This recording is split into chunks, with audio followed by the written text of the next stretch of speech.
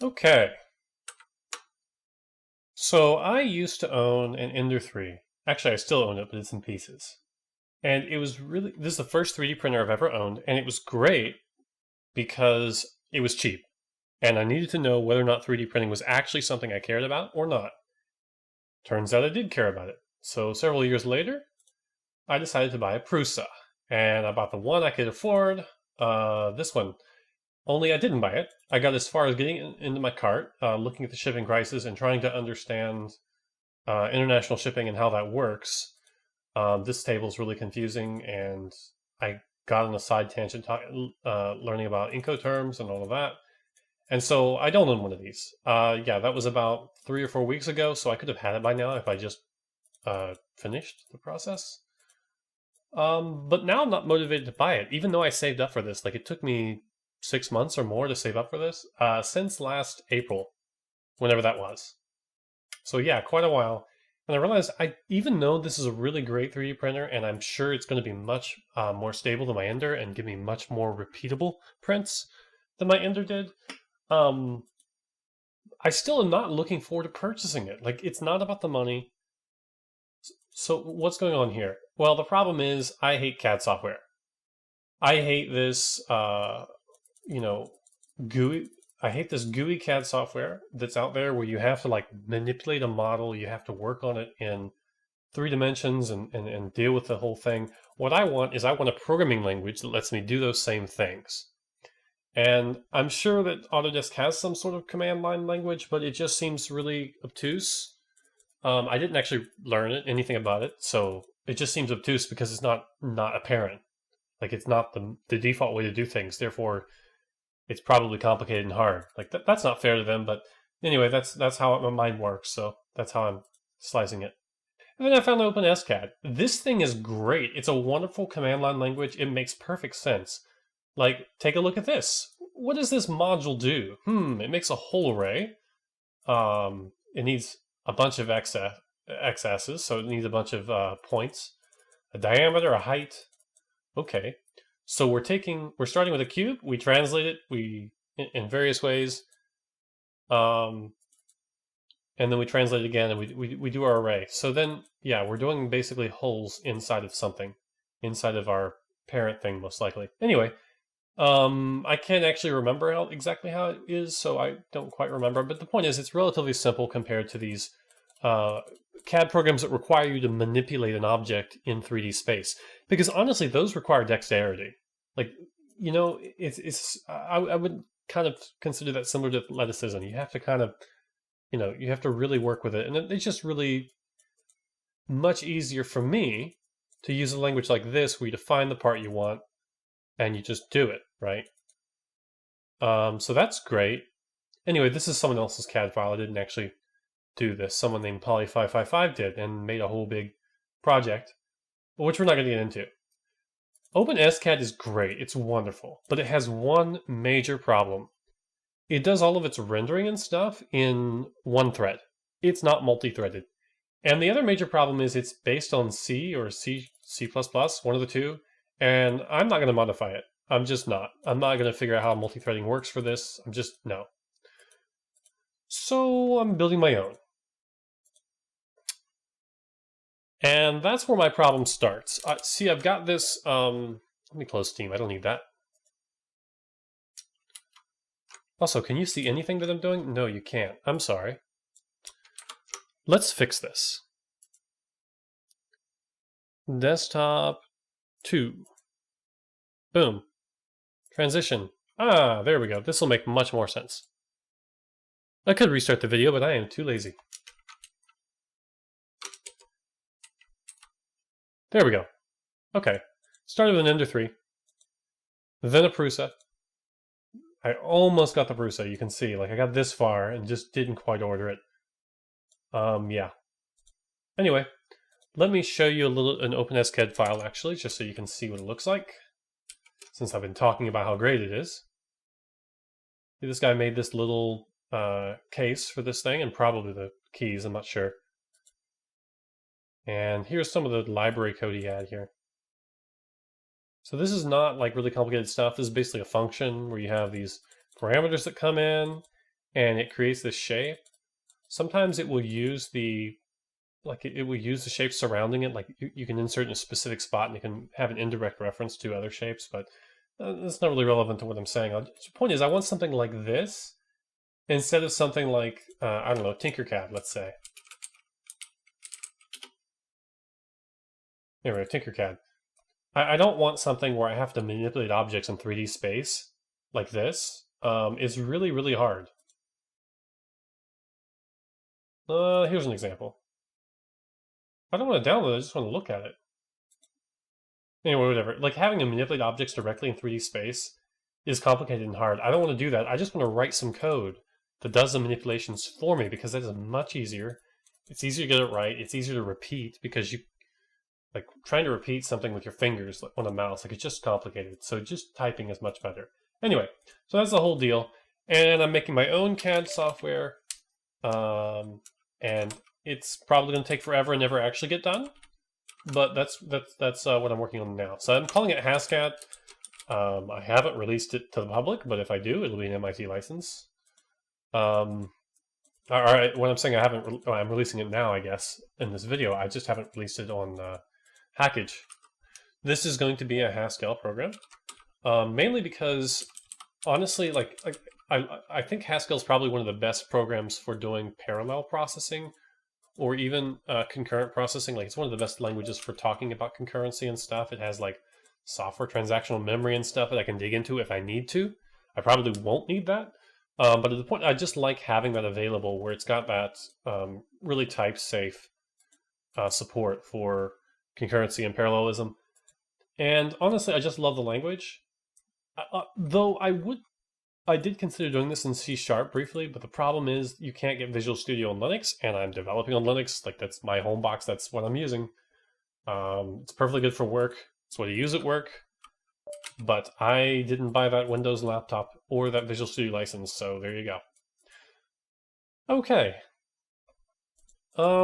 Right. So I did get something working, and I'm going to uncomment it for now, even though it will not compile anymore because I broke it. That's a long story. We'll get to it later.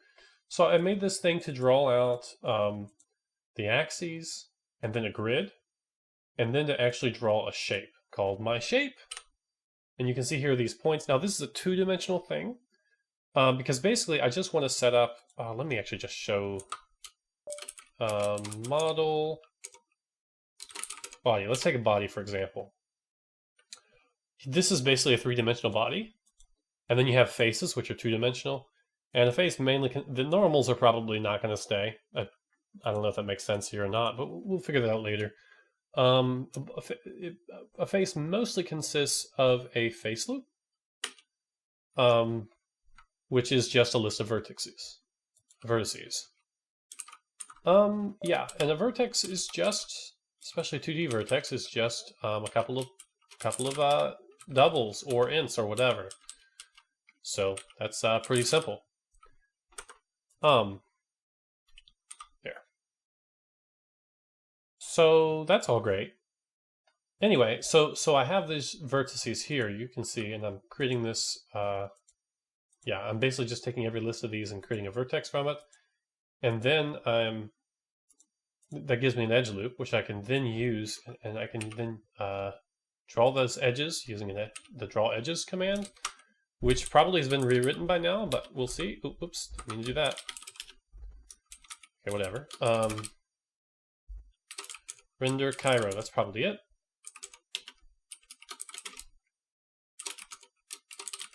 Cairo drawing, let's say. Draw edges, there it is, it's still there. Okay. So basically it just draws a line segment a bunch of times for every edge in the edges, in the list of edges. So that's all great, and I'll show you the result. It actually looks pretty cool. If I can bring up files, maybe I can. I have no idea where that went to, but it's not working. Okay. You know what? Let's use the terminal. Should be simple enough. Here we go. I drew this test shape here. Oops, which is already open in multiple places. So you can see here I've got, well, this yellow part is my shape. You can see this black part sticking around the edges. That is my axes, my X and Y axes, and then I drew the grid pattern. Now, in addition to those, I also have, how complicated? In addition to those, I have the blue stuff here, right here, the interloper. So basically what I was trying to do was trying to figure out, like, trying to work my mind around the problem of, like, hey, I've got this point right here. Is this inside the inside the shape or outside the shape? And the solution I basically came up with was to just throw rays in every direction that are at least the same size as or slightly bigger than the entire shape. And then if they overlap the shape in all directions, it means it's inside. But if they overlap the shape in only some directions, it means it's outside. This is still flawed. It can fail on like spiral patterns and like like a J hook, like when you have a hole inside of an object that's a J shape, it can fail in those cases. I was aware of those when I built it. I was trying to get something quick and simple. And yeah, that's where I am right now. Or that's where I was. I got that built and I went, great. Next thing, I need to have my own monad. Which was a mistake. Render Cairo monad. And by the way, the whole point of using Cairo here is just so I can start doing some... I need to render so that I can test stuff and make sure it works. Like, for example, like getting these lines to render correctly. Yeah, that took some work. And I'm glad I had Cairo there. I'm glad I started using this. Because I can easily make an SVG. And, if I don't understand how something works or why something's broken, I can look at the SVG to kind of figure out what's going on, because it's not an opaque format like a bitmap. It's actually a vector format, which is very helpful. So, all of that. Well, in fact, here it is. Here's my really easy to understand. Here's my really easy to understand, stuff. Not as easy to understand as you might think. And I'll just get rid of those for now. I don't need them. And then I made a monad. Based on Cairo. Cairo.render monad. I didn't make a monad transformer, which is fine. But yeah, and it just makes it a little bit simpler. So my next step right now is to just finish up this monad. So what I did was I created this experimental thing over here to see what capabilities I needed and just start using it. And then I realized, oh, here are some things that I need. And then I built a monad to help me do those things, if that makes sense. So let me show you, for example, render Cairo drawing, I think. I think it was, no, it's here, okay. Draw geometry, here we go. So I noticed this pattern kept coming up where I had this in user space function, which may not exist anymore. But here it is, good. Basically what it does is it changes the transformation matrix between Cairo's user space and Cairo's device space.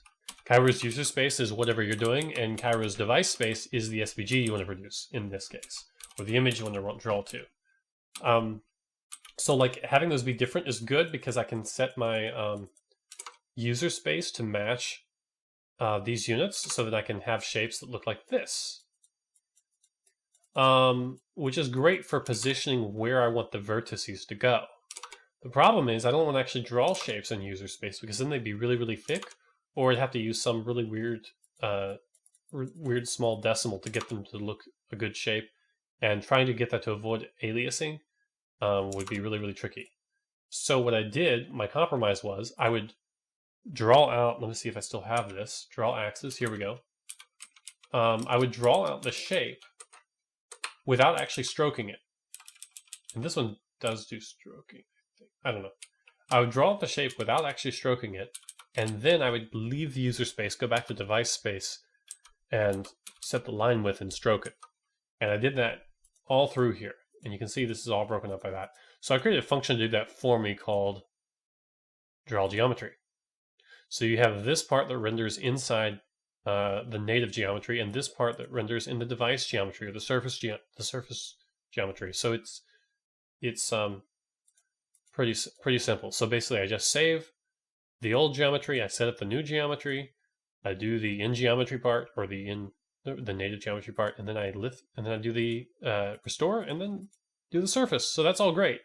And I have this convenient render render monad, and the reason it's there, if you take a look here, take a look at setting up the geometry, it can ask, it's got a reader there inside the monad where it can ask for this information, which gives it all the cool stuff. It lets it know like how big our space is, what our scale's like, all kinds of stuff. So yeah, so it stores all kinds of cool stuff. Here it is. Here's my here's the thing we're reading from in our reader monad, our reader transformer.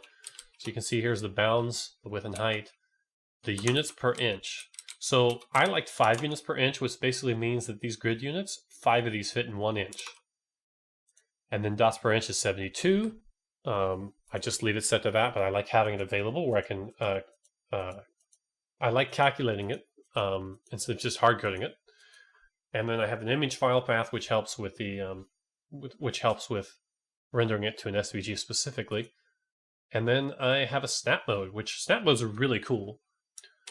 Basically, you have this problem you have this compromise that you have in Cairo. If you want to render a line from one point to another, and you want it to have an odd line width, it can cause issues, or you can do that and it's fine. But then if you use the same settings, the same geometry translation settings, to do an even width line, it will look anti-aliased. And the same thing is true in reverse. If you get it to work for even width lines, it won't work for odd width lines. Because one of them has to go between pixels, so it gets anti-aliasing on the corners. So that's not great. And I just took this at face value. According to Cairo, the setting that works for even lines also works for fill. So that's what I'm using by default, and then the odd strokes is just an odd child. So you can see here when I'm doing this geometry, the line width is always a multiple of 2. And that's very intentional. It's because I'm doing fills and strokes. I don't want aliasing. I don't want it to look weird and crappy. I would show you how that looks, but this doesn't work anymore, which is why it was commented out. So let's comment that out again. And what I need to do is actually just replace all these things one by one until I get it working again. But I'm running into complications because I'm wanting to do things better, faster, stronger, or just better and stronger, I guess, like take more cases into account. And so I'm doing things that are confusing me and getting complicated. So that's where I'm at. Actually, where am I? Okay, last changes I made were to add the main up here. A new main? Really? Is that on? It's an experiment file. Oh, I have a new main. Great. Right, so I have another test file called testing 2. That's not what I wanted. There we go. So you can see here, this is how I set up my renderer, which is honestly like a little bit more convenient than the old way. You can see this one like this. It's how it's set up. This one's set up like this. I like this better. Although setting up the parameters is a little bit inconvenient, but that's cool extra stuff I'm doing that it didn't provide. And you can see most of it's just nothing, nothing, nothing. Yeah, so that's, yeah, so it's doing more stuff. And anyway, yeah, it's stuff I have to do anyway, and it's great to do it once in advance. So there's all that. Anyway, and then I've got my drawing here that I'm setting up. Okay. So all of that. And you can see what I was working on last was trying to get this main method to work. Let's undo that. Save it. Okay, great. And I commented out this stuff because it doesn't work anymore. You can see here this and this are commented out now. Bell axes, looks like I rewrote that. And then that's that. And oh yeah, I'm tracing stuff because something was broken, I'm not sure what. Great, so I'm coming back to a project that's broken. And the last thing I did here was change parameters. Oh yeah, this thing is very broken. Probably need to back that change out and just go back to what I had before, honestly. So let's look at the second file and see how it does. Again, that's also open already. It doesn't look great at the moment, honestly. This is 2000%. Cool. And there doesn't seem to be anything there. Okay, time to fix that. Maybe what I should do is just blow it all away. And then go back to the last state where it works. I think that's the right action. Okay. Now, though this main file hasn't been working for a while, or this experiment file hasn't been working for a while, I've had it out of the Cabal file for a while, so that's going to be a problem.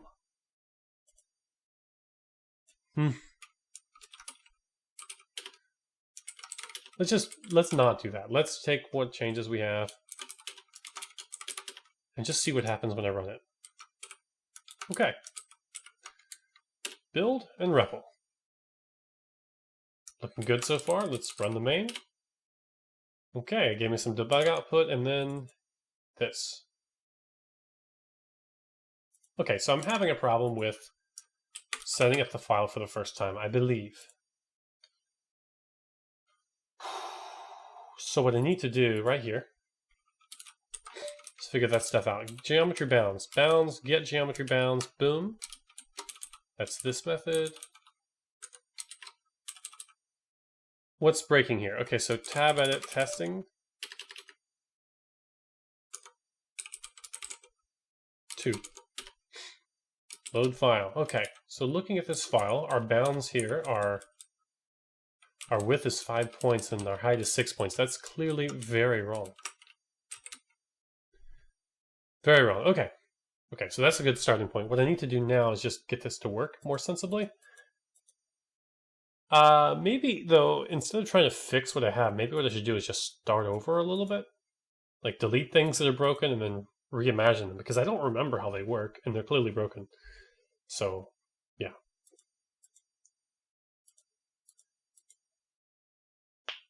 Okay. Get geometry bounds. So this part is wrong. The bounds are wrong, right? That's the first thing.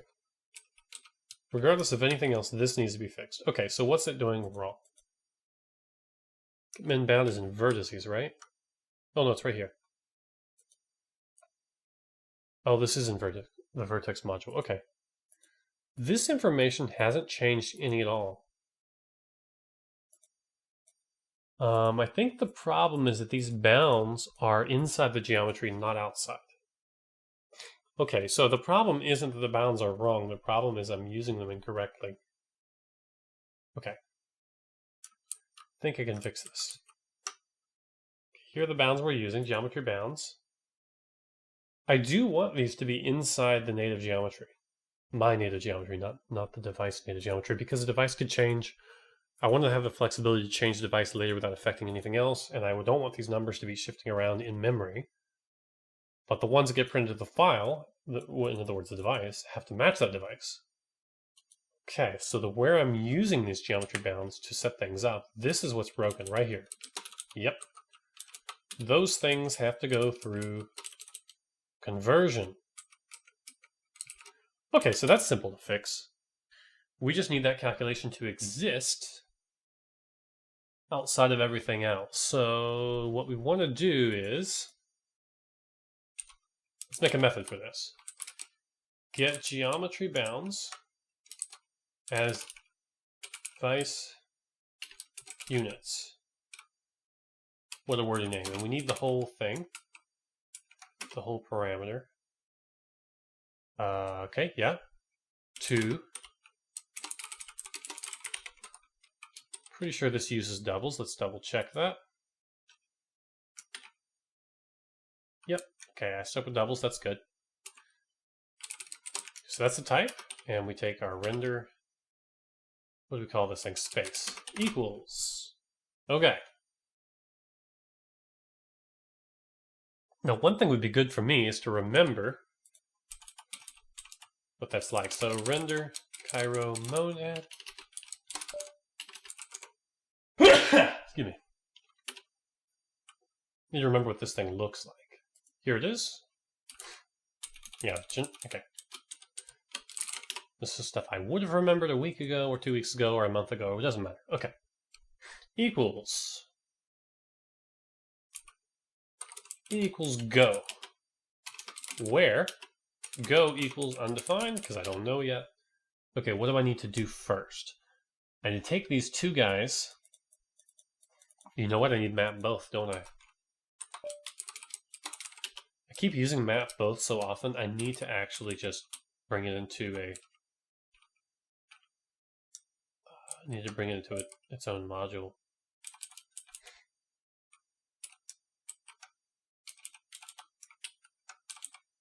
Boom, map both. Okay. All this does is map both sides of an arrow, which in this case is a tuple, so it just maps the same function over both doubles. You'll see how that works. Okay, so what I need to also grab is units and the dots per inch. So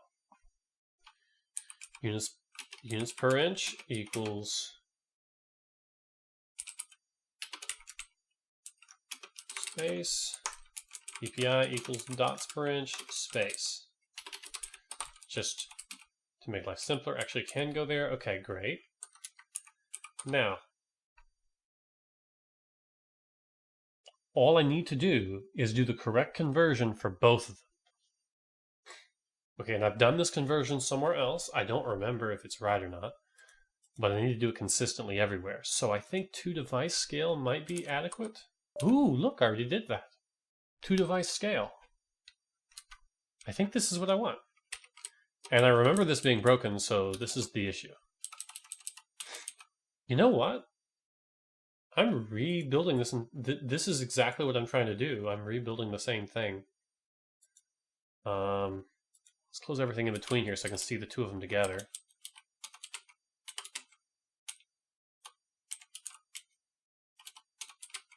Can't remember how to do custom folds. Okay, but I can see both of them, sort of. There. Ah, this looks complicated. That's why it's not right. It's complicated. Oh no, it's not doing the same thing. No, it's not. It's doing something completely different, which I don't care about. But it's doing something. It's doing the same DPI calculation that I need.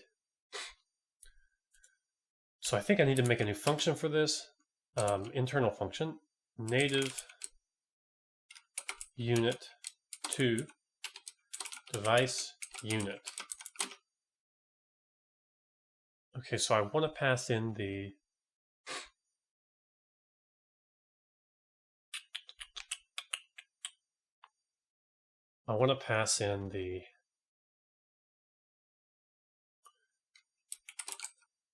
render parameter thing, and the thing we want to change, I'm going to output a double. Okay. Space equals go. Quite honestly, all this stuff except for the map both goes here. We're not going to use map both anymore, so I lied. You won't know what it does.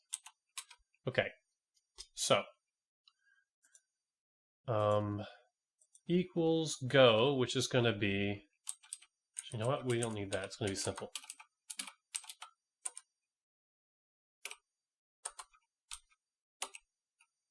You know what? Let's just do it this way. Input. Yeah.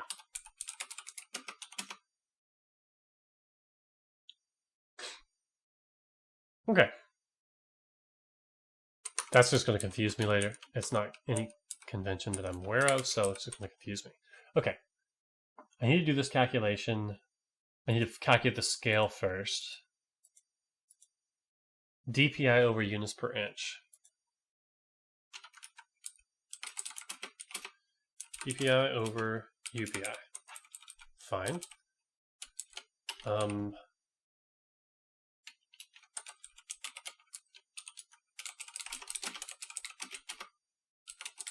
There we go. Done. Now it doesn't do anything to account for direction. It doesn't account for the fact that the y-axis is flipped. But I think I'm good with that. Yeah, I think I am. Yeah, because we're talking about units here. We're not getting so far as the graph yet. Okay, so delete all of this. Actually, we do want the map both thing. So map both. Native device. You know what? I do want go. Go equals. Yeah. Map both. Excuse me. Native device unit space.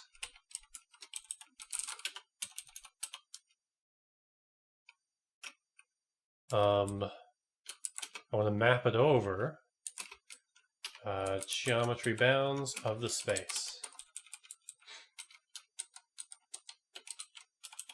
Yeah, so what this is going to do is take the geometry bounds, which is this tuple here, and it's going to map the function native unit to device over both of them, with the first parameter being this same space. I think that's going to work and do what we want. And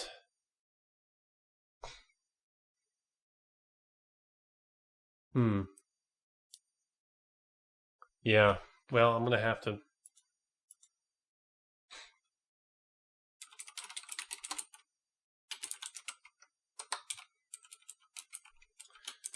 Let's see if that works.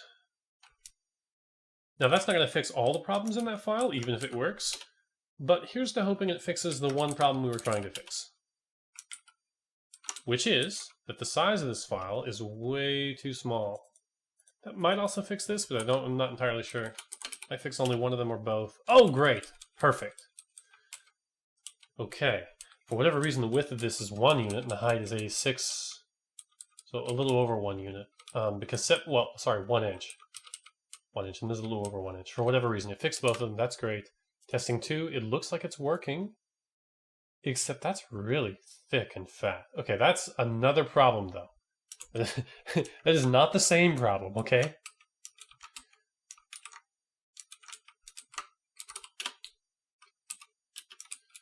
I need to see everything because I'm confused. Yes. Sure. Okay.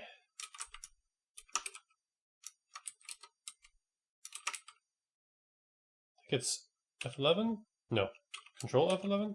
There it is. Nope.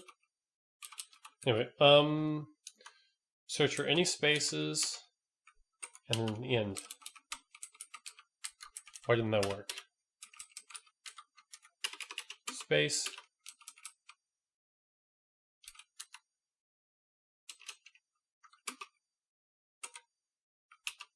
Something's messed up. Oh, which file is that? Well, let's draw axes. Oh, wrong file. That might be what the problem is.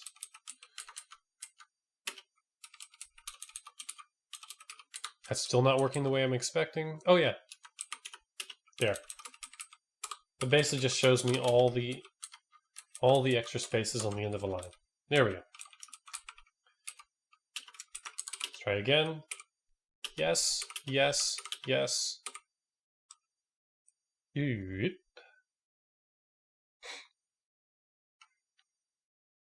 I mean, I do have to rewrite this. No?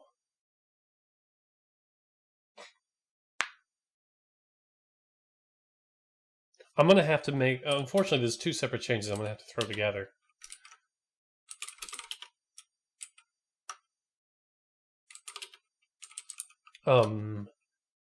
Just because it's just too hard to dig it back out at this point. Oh, wait, I can do this in 2 commits. I'm smart. Don't make any changes here or here. No, we don't want that. Yes, we want all of that. This doesn't do anything, so it's safe to skip. Okay. Modify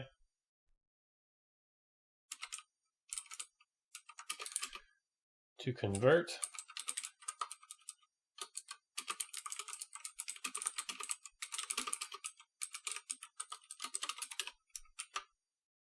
Okay.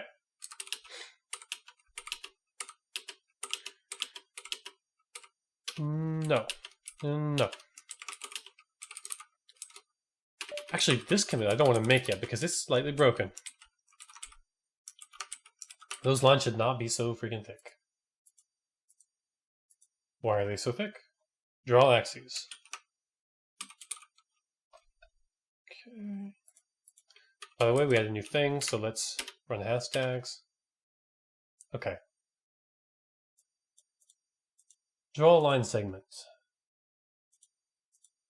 Oh, I'm so confused. Draw axes. Draw geometry, go, and after. Okay. I didn't give draw geometry a better name, but whatever. So geometry bounds, fine. And after is stroking it at 4. What if we stroke it to...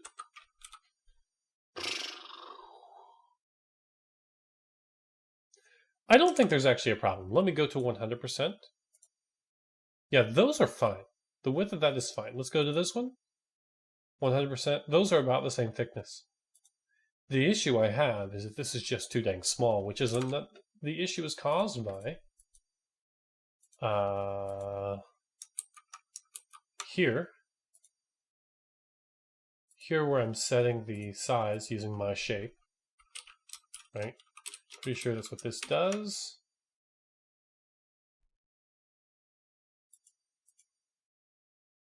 Oh, this does. Yeah, it takes this loop and uses it to find the right size. Yep, it sets the bounds based on that. Okay, so that's not a problem at all. We just have a shape that's way too small. Okay. Okay. So here's my question. Why is it so dang small? My shape. This should not be small. It is, though. We'll just accept it as it is. This is too small. This is smaller than... What? Something is wrong, and I'm not sure what it is. I don't think it's inside the new code that I wrote, though. It's inside code I've already committed, which I have not yet had the chance to test. So this is testing it. Okay.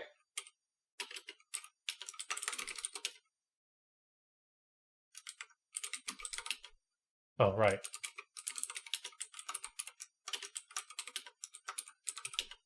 Boom, boom, boom, boom, boom. Boom. Nope, nope. Good. Okay. Okay.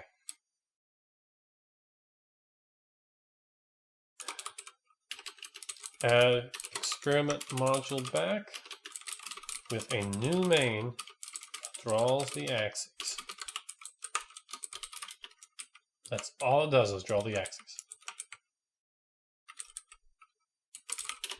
We have other bugs to sort out later. So after we draw the axes, the next thing we want to do is draw the grid. Okay. Where's draw grid? So I'm sure it's wrong. Yep, there we go. This one, ooh, I can't remember the type that it has, which is actually important. It's a render 2D. Oh, it's set up correctly. Okay. Definitely not what I wanted from life.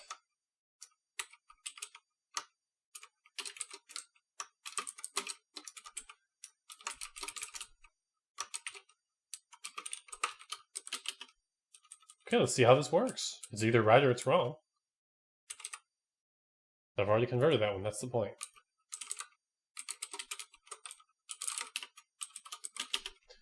I could set a new source here, but I don't really care.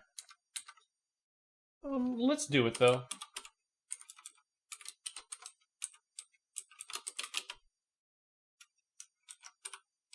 Reload and run it. Not seeing the grid there, maybe because this thing is so dang small. The issue I have, I think, is with get render parameters.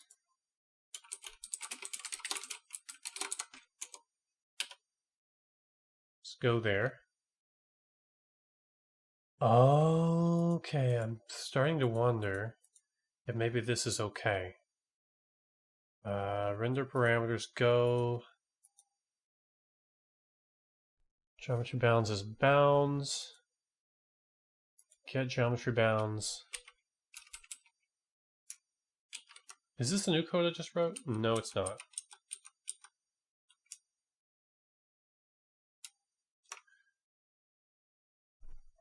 There we go. Okay. Okay.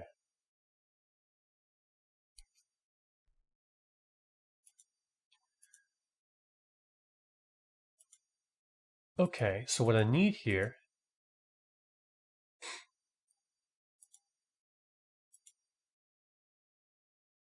it's interesting, this could live inside the monad, but then it wouldn't be able to work where it needs to work, which is here. Well, are these correct?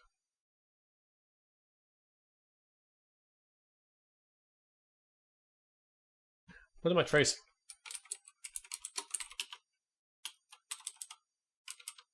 Instead of tracing the scale, let's trace the bounds.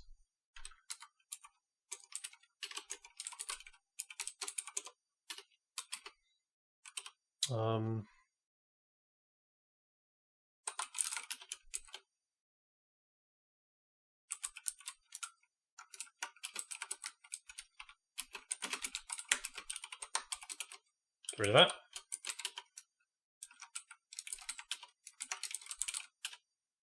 Five and 6. That seems wrong. But let's see. I mean, those are not very big. And I think what I did before was I doubled the bounds. But even so, okay, that's not the issue.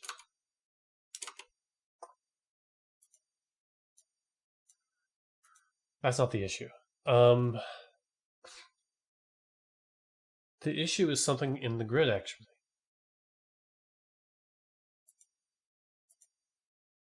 How does the grid know?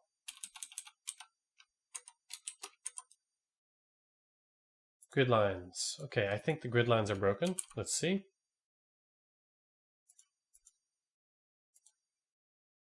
Oh, yeah, that's very broken.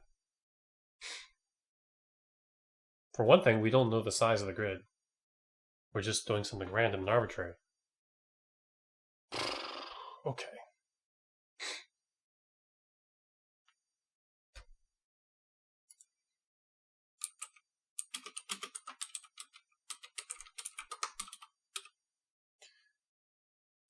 Okay, do go.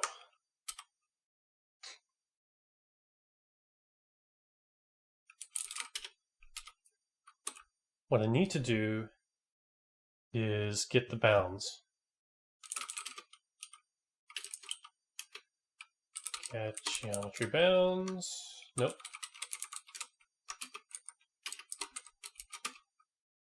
Ask. I think that works. We'll find out later. Yep, looks like it does. Okay.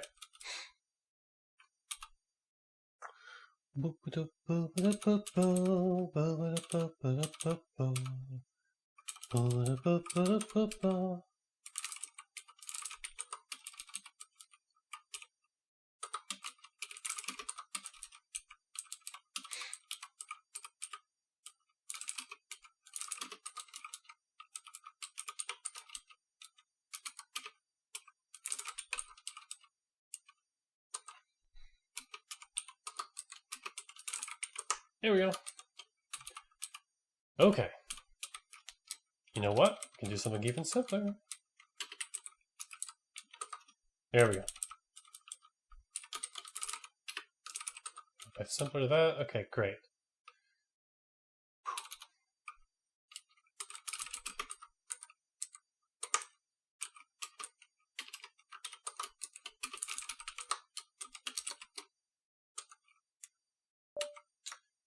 I don't know what I just did.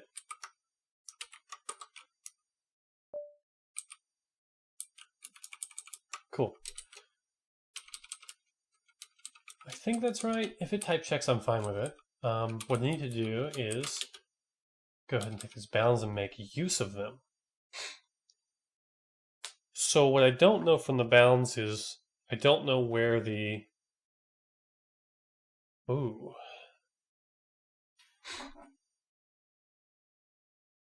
I need the origin point.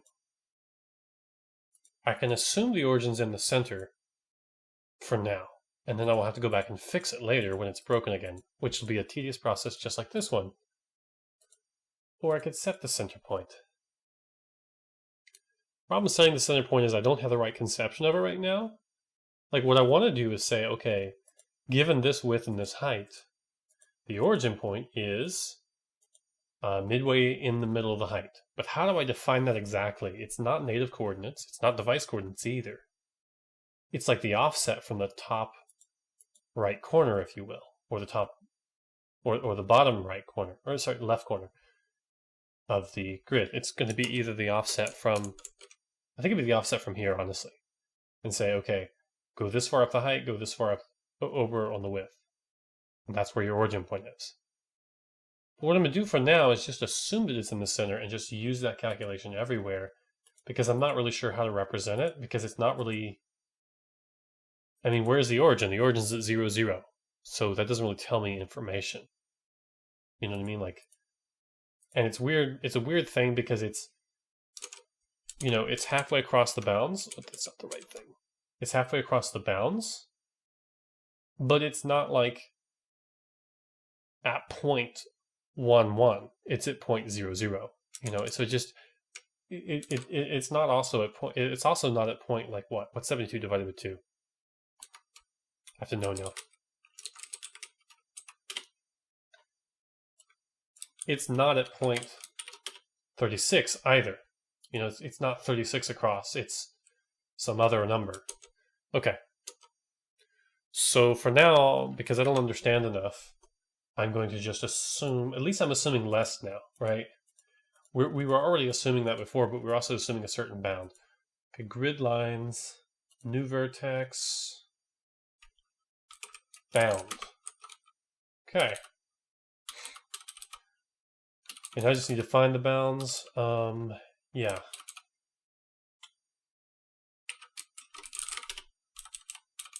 Okay, let's just think this through. This goes from bound to bound. Okay.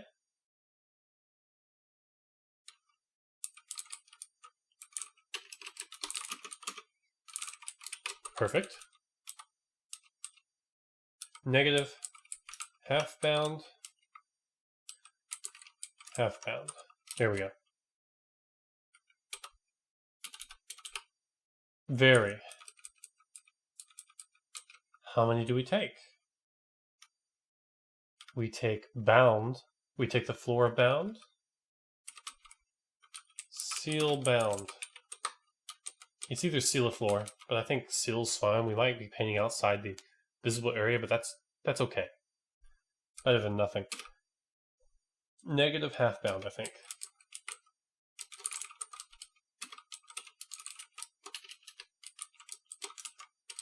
I don't even know if this kind of series will work, but we're going to try.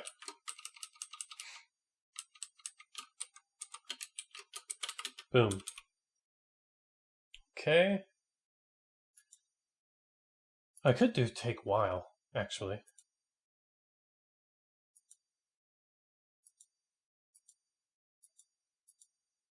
Let's look at take while. It's exactly as I expected. Take while in is less than or equal to half bound. That makes me feel a little bit better. Okay. What's twice about? Oh, okay. I remember what it's about. It's all coming back. I don't want to remember more. Quickly, let's get rid of it. There we go. I think I know the type of this, but let's see. It's a list of line segments. Okay.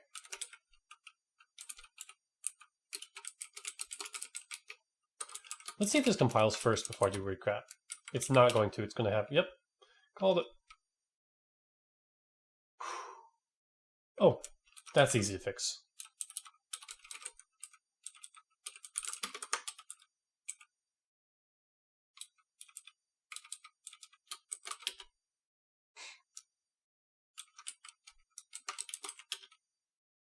Better. Couldn't match this type with that type.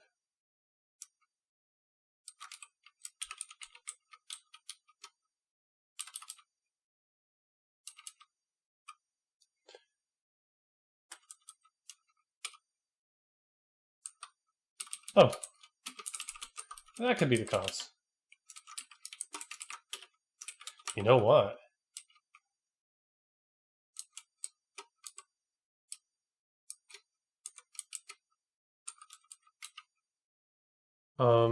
That's not quite what I want. I think it's like that.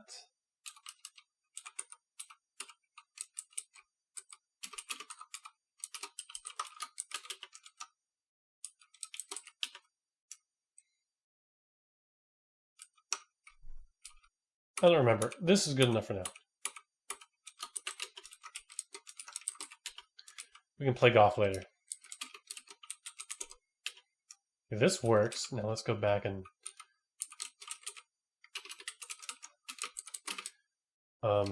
into new vertex.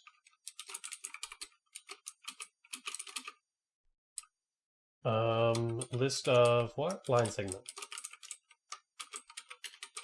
It's going to tell me I didn't get everything right. Let's see. Okay, couldn't match type blah with type blah. And then the first argument is zip with, namely new vertex. Well, new vertex is a function, isn't it?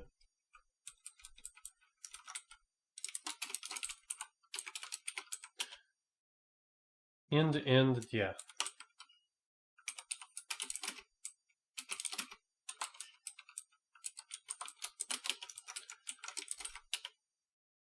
Okay. No instance for num. No instance for fractional. No instance for num. I think if I make it fractional, it's also going to be a num.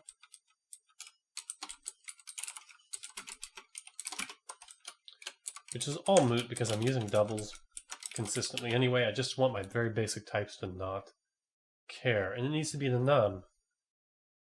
Ooh, it probably isn't in a num, quite honestly. Is double in a num? It is. Great.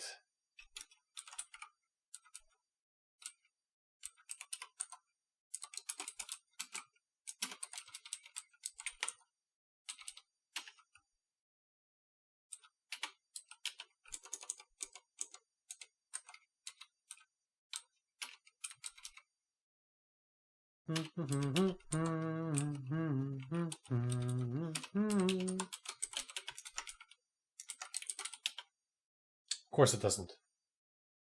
It's a num and an ord. Great.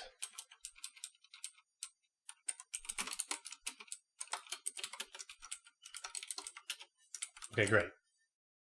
All of that's fine. Grid lines works now. Let's be sure. Main.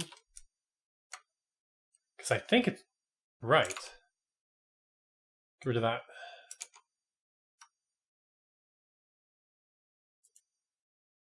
%, and then boom. Oh, it's not done yet. Well, that could be problematic.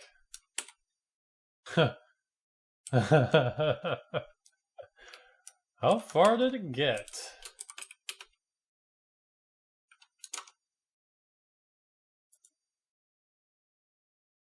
I don't know what happened there.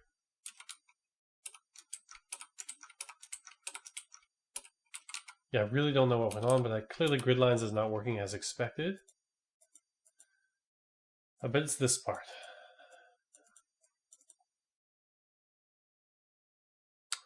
Yeah. This is a case where I need another window.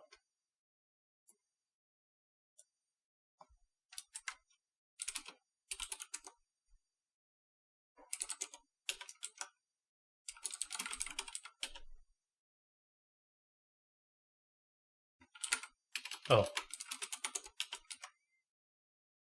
Try that again. Okay.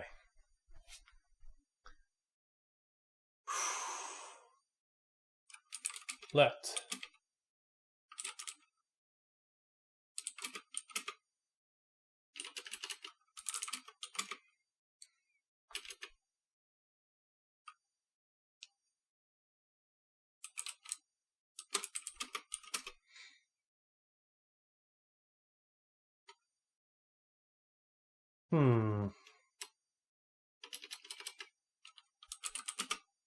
Well, let's try cycle first.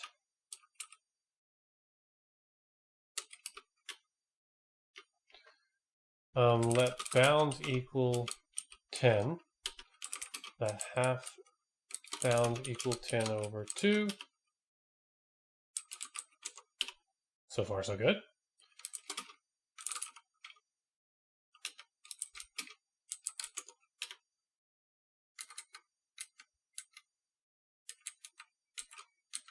I really want to set these appropriately.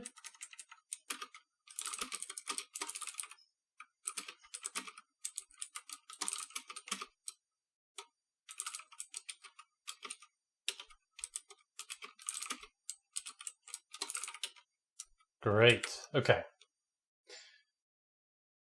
Psych equals cycle negative half bound. Actually, let's just do it. Take 5 from cycle half bound negative positive. Looks good to me. Okay. Let's try to take while.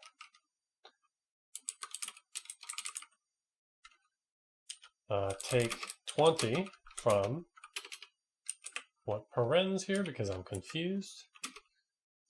Actually, we can mirror what we already have. We'll just do it that way. It's fine. Number 2, n is less than or equal to half bound. Fine. Negative half bound negative plus 1.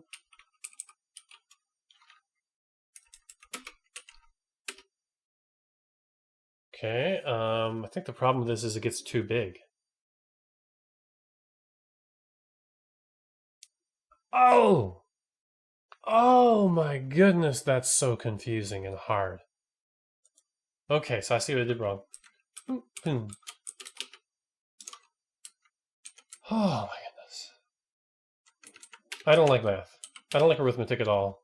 This is better, okay. Figured that's where it was. Okay.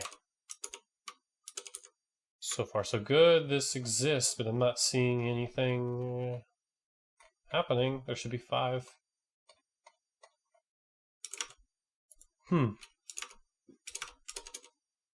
It should be drawing things.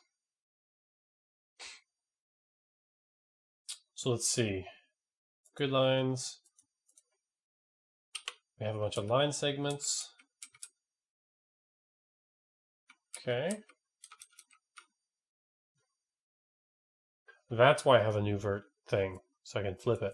Okay, yeah. Fine. So we just combine them all together, get a bunch of line segments, and then we draw each line segment a bunch of times. So that all seems good. What isn't working?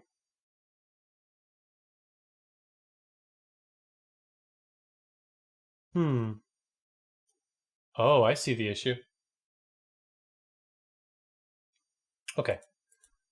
First things first, let's get this a type check the way I want it to. Duplicative?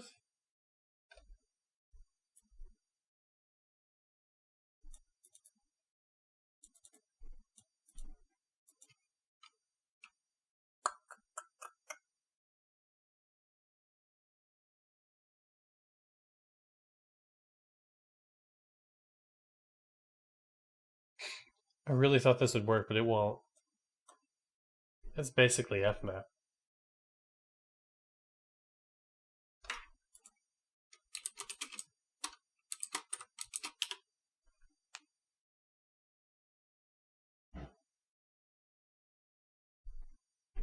Just a moment.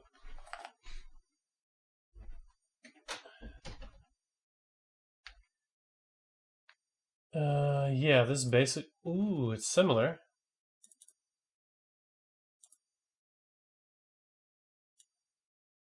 Huh. Maybe it's.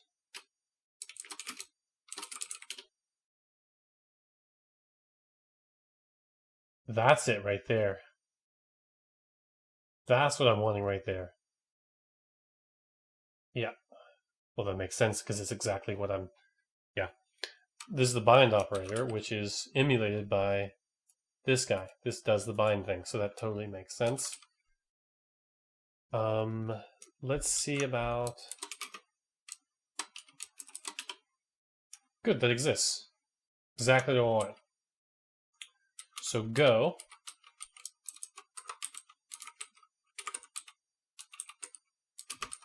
Please type check. Great.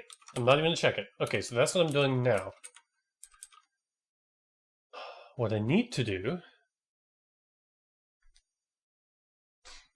is do that inside of draw geometry.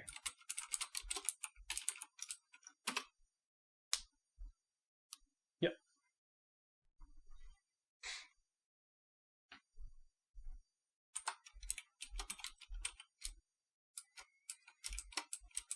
I need to name this something else.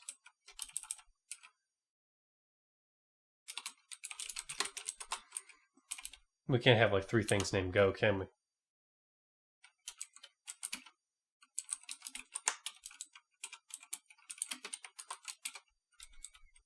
Okay, there's Go.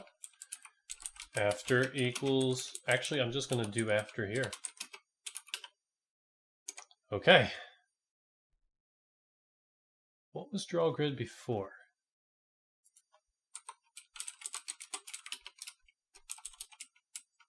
Oh, right here. Draw grid was 2 lines. We just copy that. Yeah, that's good to me.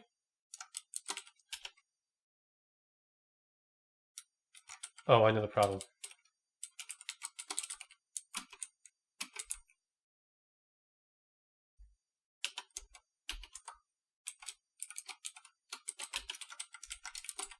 Yep.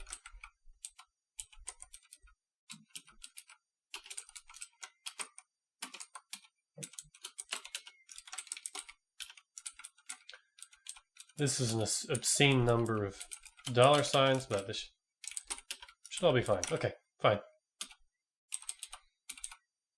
Okay. Oh yeah, does it actually do a thing? Ooh, that's looking promising. Also, why are we drawing it in white? But at least I can see that it's working. Not the way I was hoping. But it is working. I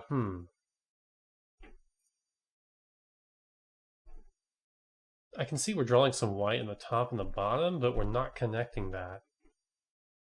I think my cycle's wrong.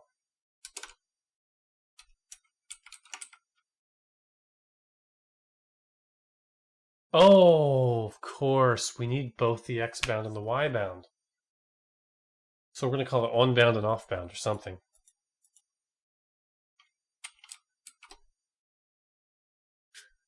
Ugh. I feel like I should commit this first and then make the change because it's so hairy right now. Yes. Yes. No. No. Great.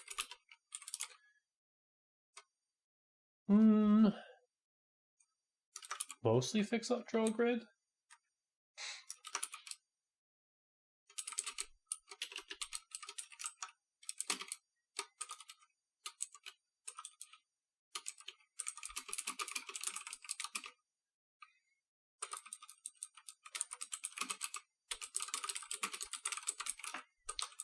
Use dynamically calculated bounds.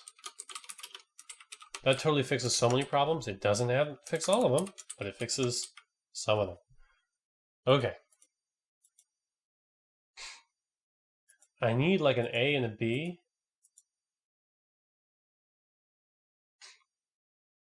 Well, we're just going to do it.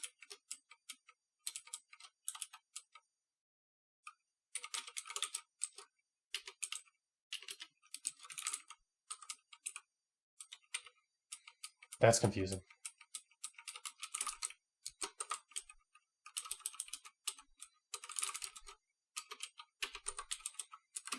Two ends. Great. Bound A, bound B, half bound. I'm going to rename this something simple. There's way too much abbreviation here, though. It is what it is. Now then, cycle is going to be B. Guess what? I need the X bound and the Y bound, both of them.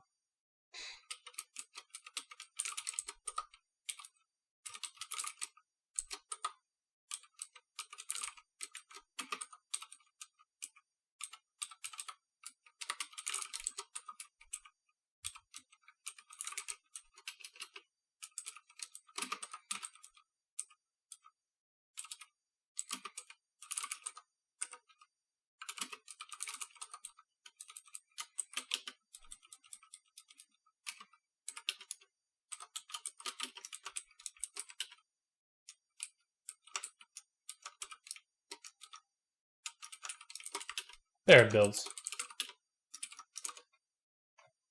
Yes! Woo! It works. I see some issues in the corner where it's not rounding properly. It's doing the seal there. Or the floor. Something's wrong. It's a little bit off, but we fixed a good bit of it.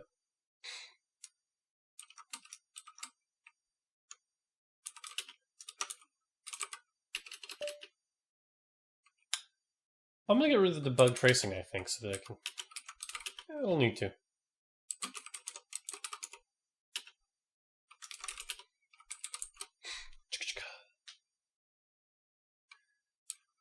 Bug.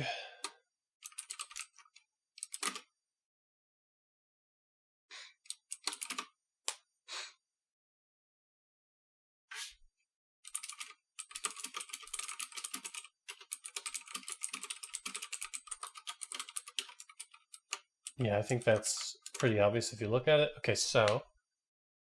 not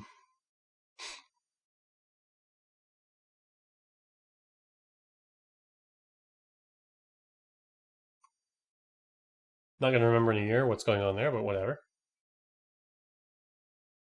So what I want is... this needs to go over some, and this needs to go over some, I think.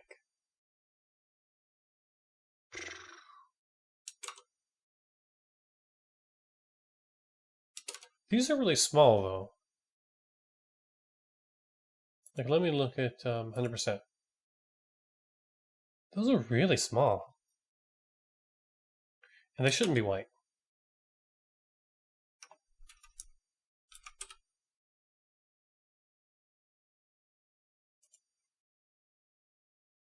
I don't know why they are, but they are.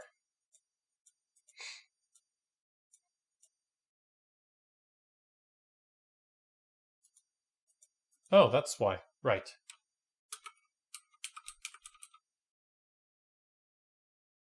Ten is bigger than 1. I think that's the issue.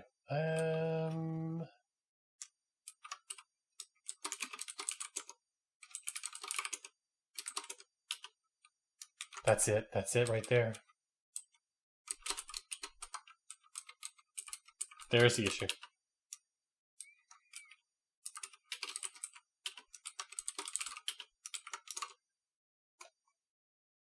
There. There, that's nice. That's what I want.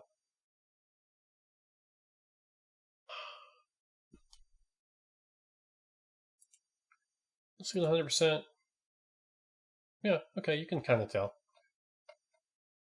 Now, how do I scoot this over a little bit?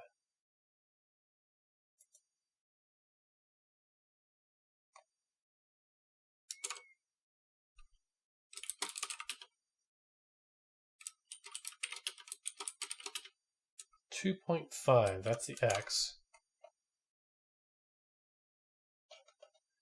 Something's wrong here and I can't put my finger on it. And you know what? I don't think I need to. I think this is close enough. I'm not going to whine about it for now. I mean, it just... I don't need to spend all this time getting Cairo to run perfectly, because the whole point of this is to have a test harness so I can understand my code. I just... If the edges are slightly broken, I just add an extra unit and we're good. So this should be just big enough to show what I need. Great. And I think I should draw this first.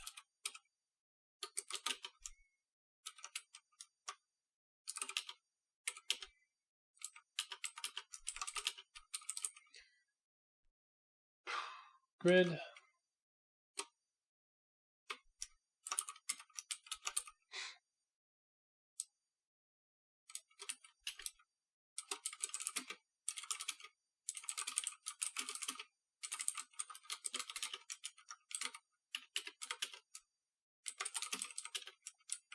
Okay, let's get a clean thing here. Get rid of the debug stuff I'm not going to use right now. Okay, so first things we draw, in user space, drawing the axes and the grid, then the edges of the shape, and then the interloper. Well, I don't think I need the interloper, but maybe. Okay. What color do I want?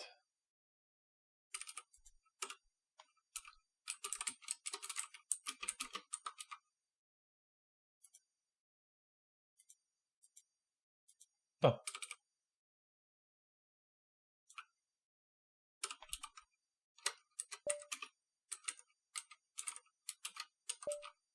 Okay, and then 5 is basically 100% as we learned. What I really wanted was 0.5, I think. I just never really understood that before. Or I thought this was, I don't know, I thought this was 0 to 255 or something. Anyway, no wonder I was so confused with it. 1 is the highest value. I was really confused setting these up. Okay, yeah.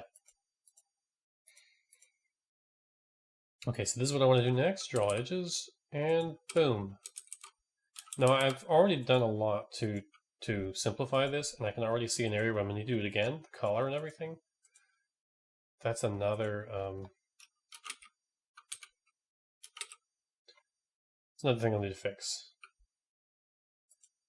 Also, I kind of want to get rid of this. I figure out how to close it. Okay, let's figure out how to do folds.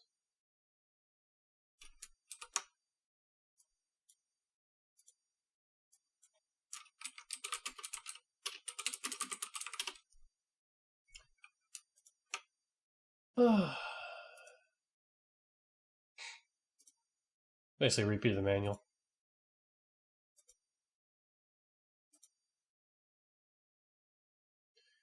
Okay, create a fold from the cursor down in lines, cursor to string.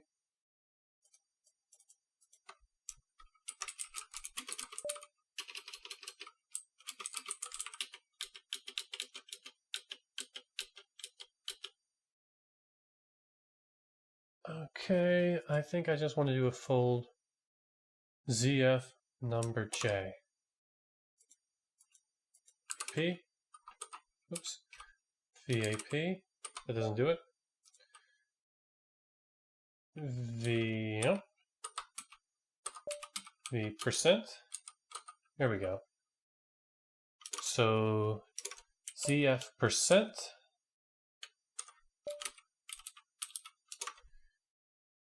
ZF. Create a fold from the cursor down in lines.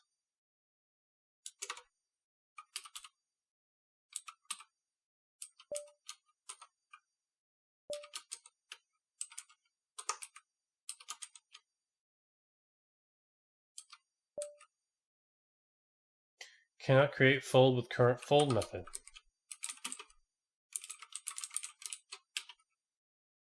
Ugh. Okay, well, we'll just try to ignore that. Okay. What I need is the draw edges thing, whatever that is. That needs to be correct and working. Should be.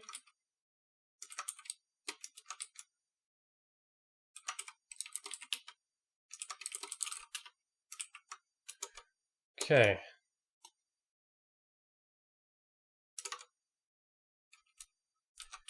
No, that doesn't work. Yeah, I can see the problem. Draw, it just doesn't do any more than it used to do.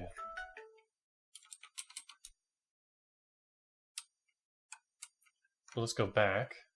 I was using it before.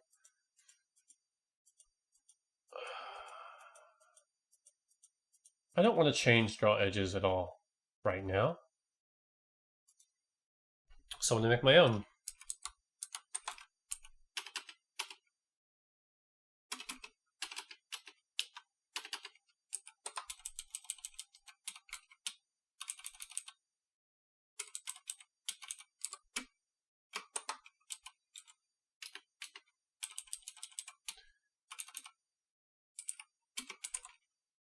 Okay.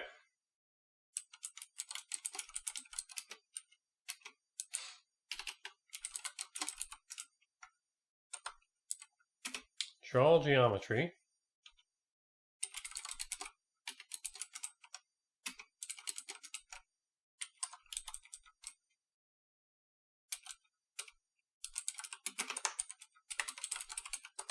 Okay. Do.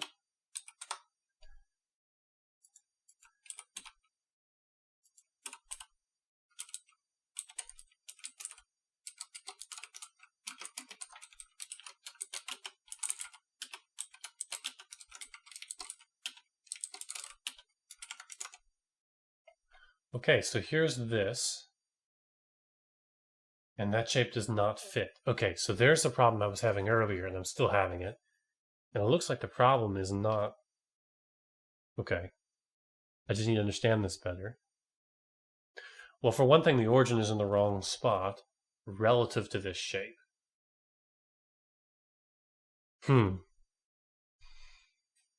That's a huge issue.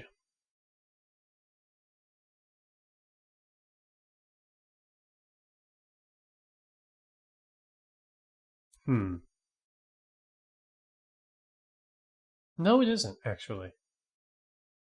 I don't think the origin's in the wrong spot. I think the grid lines are certainly in the wrong spot. No, they're not, either. Are they? Kind of hard to tell. The grid after the axes, this is making me sick to my stomach, so let's separate those. I'd like you to keep the same zoom, please. Oh,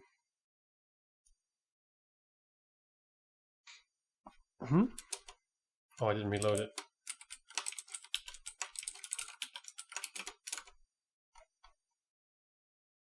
Yes, these are wrong on this side. They're correct in the y dimension, but they're incorrect in the x dimension. Okay. Yeah, the problem is, I know what the problem is. It's a 0.5 thing, so we need to either floor it or we need to seal it. I think we should seal it. Which is why I'm going to floor it first, and if that causes issues, I'll seal it. Half bound A equals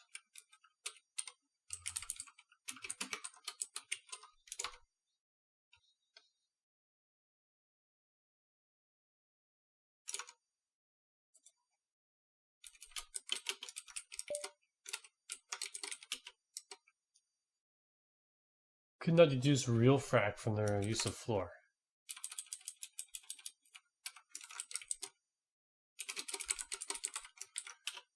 Real frac is a fractional and a real.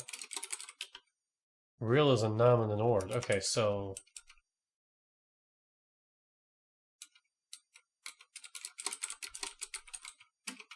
we can give it a word then.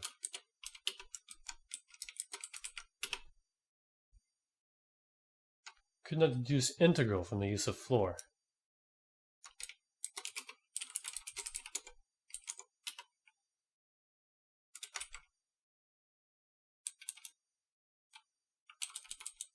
Okay.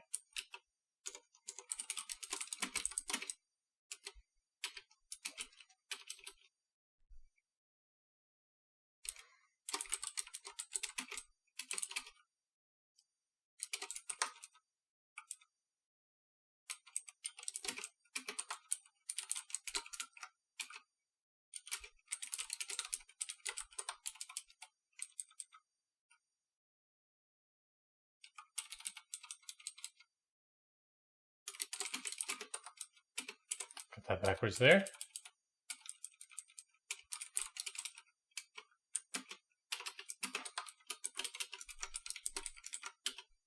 Type checks. That fixes the grid in both directions. That got rid of my concerns. There. But this is too short, I'm seeing. That might mean to do it on both sides.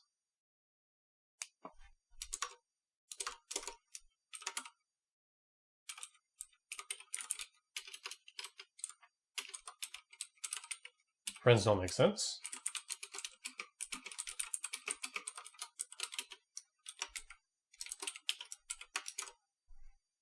No, it doesn't make sense because it's not broken on the other side. Also, that's short too, so it's flooring that was a bad idea. Flooring is obviously the wrong choice. Let's seal them both and see. What?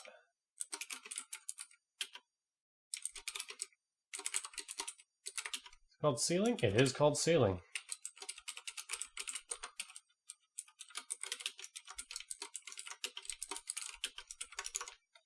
Fair enough.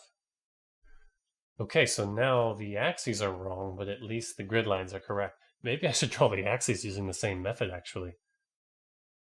Yeah, and just have the bound be 0.5.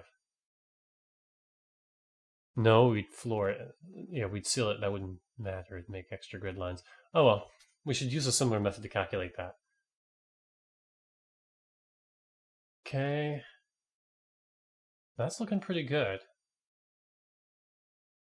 Half and half there. Yeah, this is all looking as good as it can get as far as the grid lines. So there's that.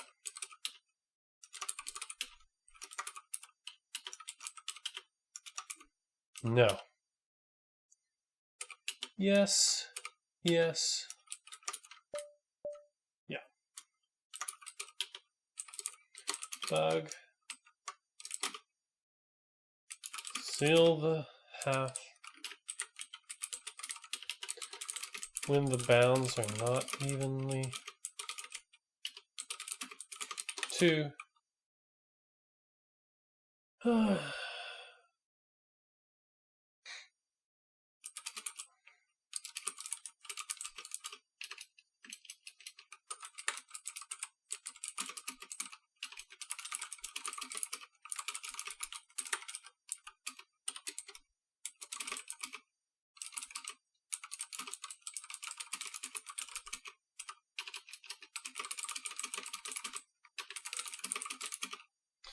Center of the graph.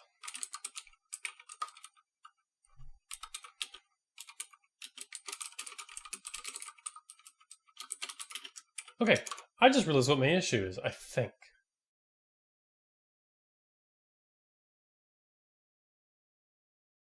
I have multiple issues. I'm not sure what they all are.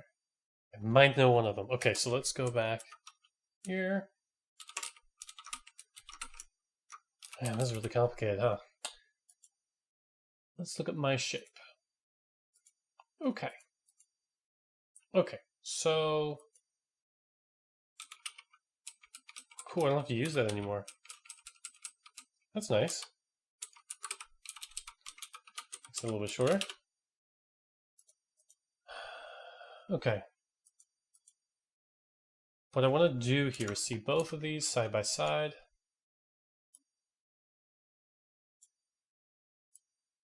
I want to see everything. Good. Nope. Always on top. There we go. Okay, so -2, 3. That's this one, I think. And then 1, 4.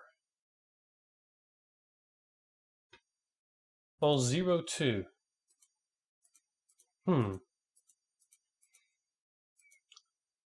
I'm really confused by this. I think what I'm going to do is put in a 0, 0. More than 1, in fact. This is just going to help me get my bearings.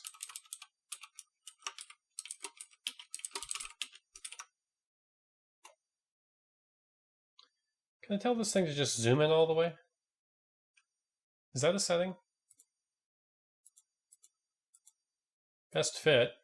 That's not the best fit because I can't see it. Okay.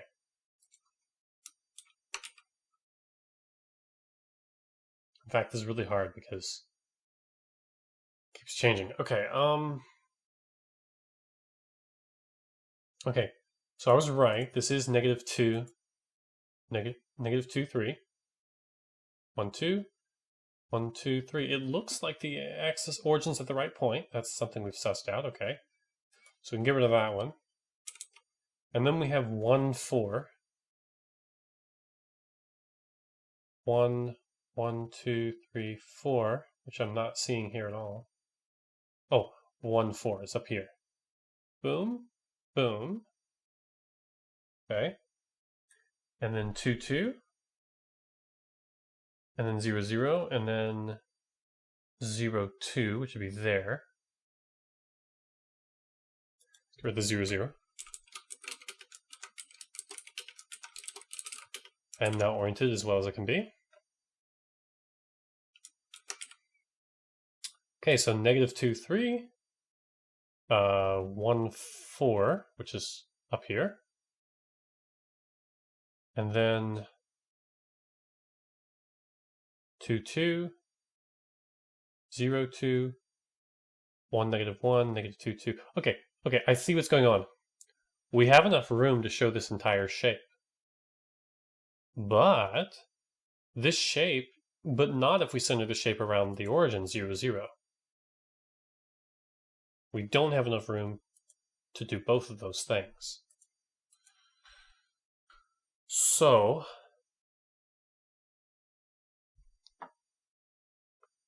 if I want to actually do this, I either need to move the origin relative to the shape, or when I'm calculating how much space I need for this, I need to measure its maximum distance from the origin and then double that to get the bounds.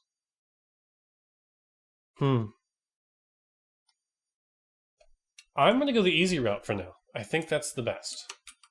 Meanwhile, what other things have I done so far?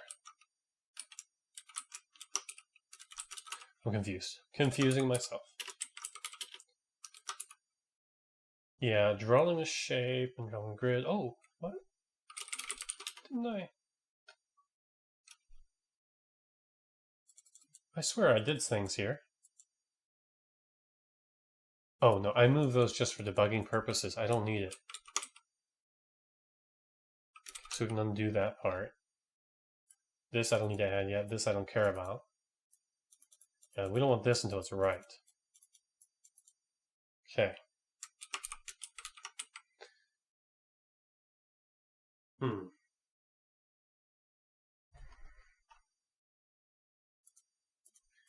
Yeah, let's do half of it. Okay, so get this thing.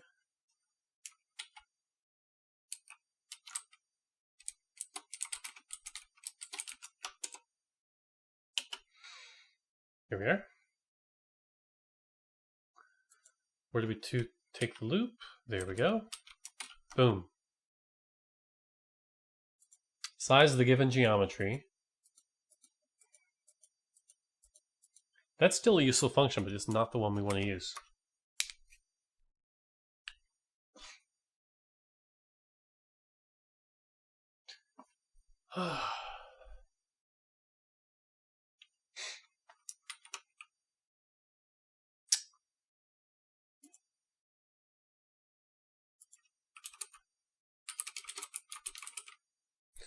Get geometry, distance from origin.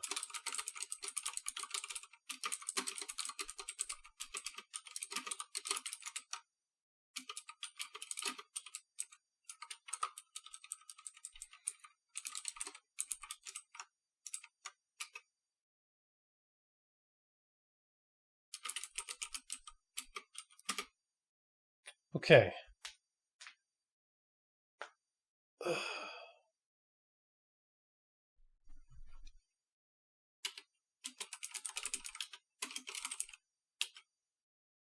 Okay, distance.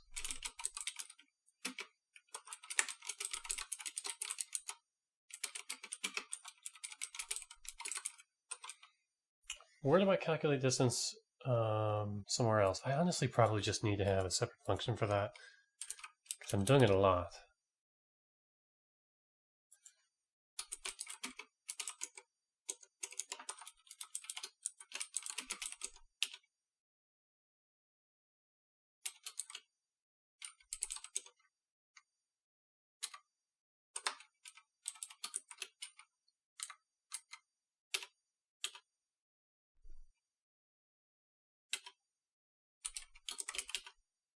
No, don't save changes. Thank you.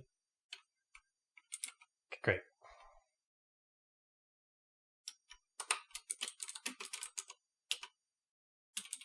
There it is, distance.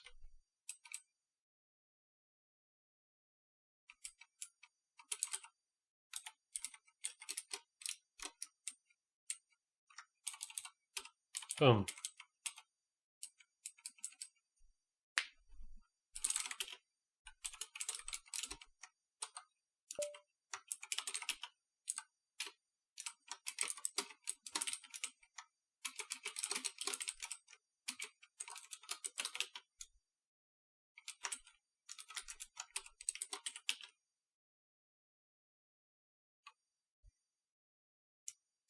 I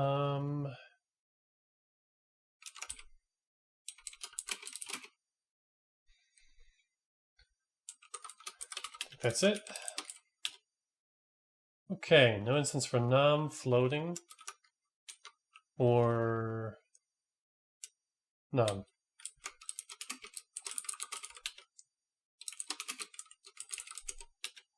Every floating is also a num, so we'll just do that.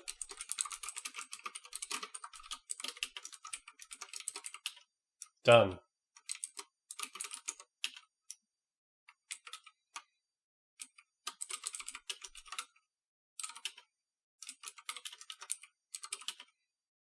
Nope. Nope. Yes. Edit. We really only want to do that one for now. Move distance function.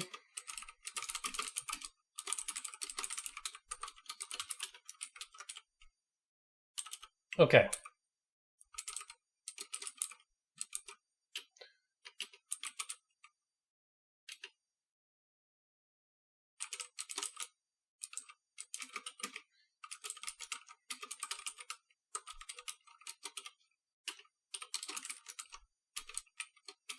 There we go.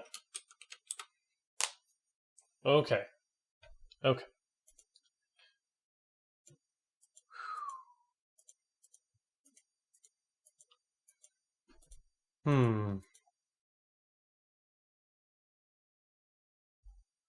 This is not going to be...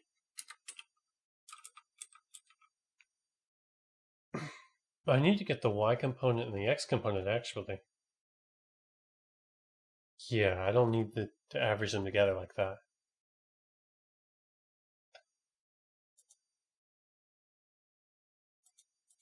Okay.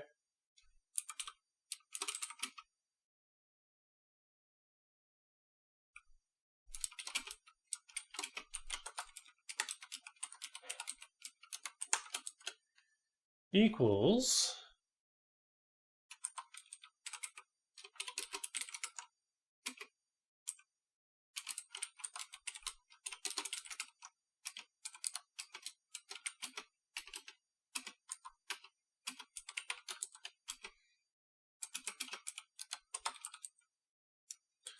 I want the absolute value.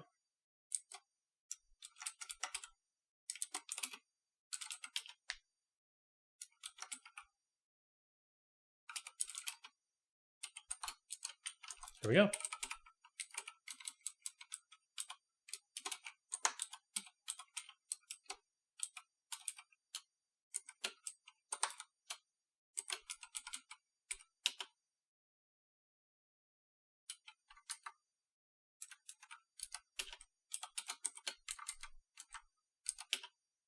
Okay.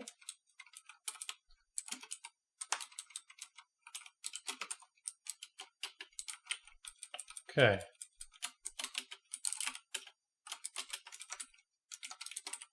We got through it anyway. Okay. Yep, we do want 2 of them. Okay, fine.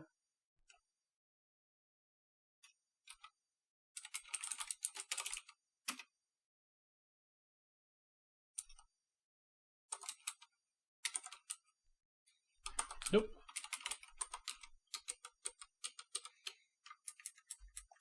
Okay.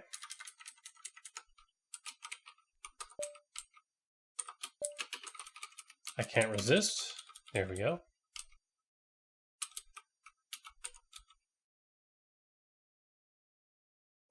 Okay.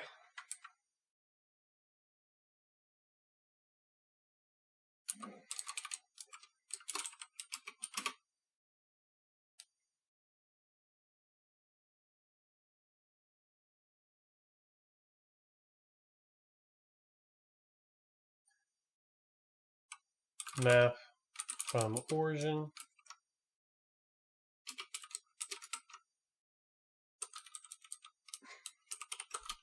Okay.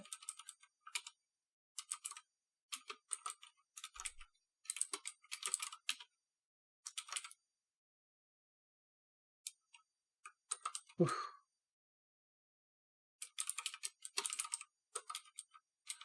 And then maxing's killer. Okay. To list of vertices, though.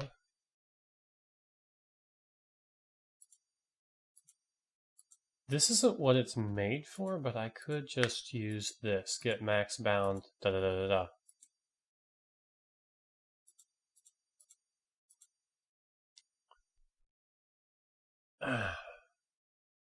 But all I really needed is this stuff here.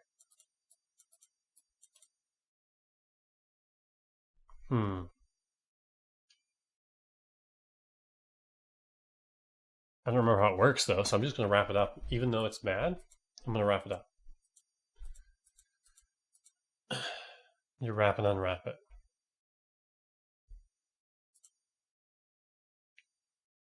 So wrap here.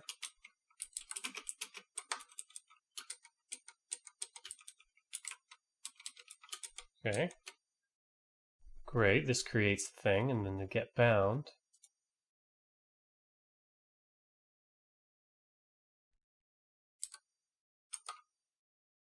Comparison function is max.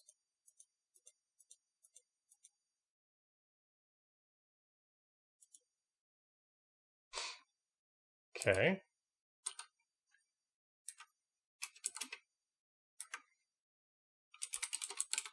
Get max bound. Boom.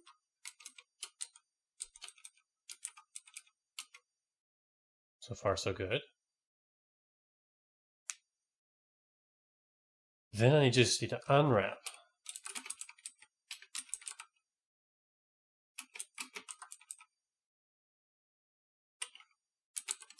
X.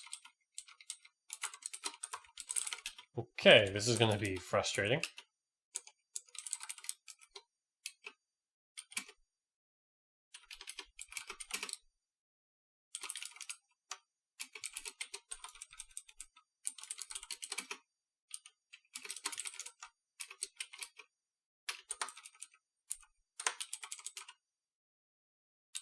Nope.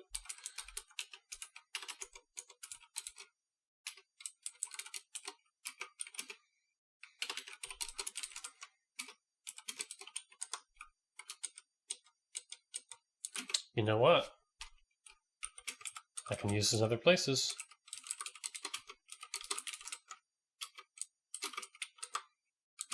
I could use this generally.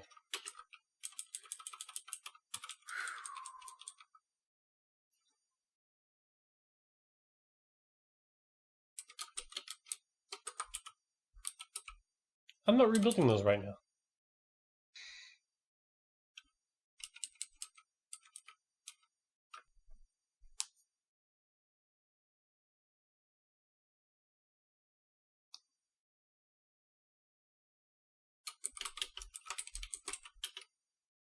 Didn't think so.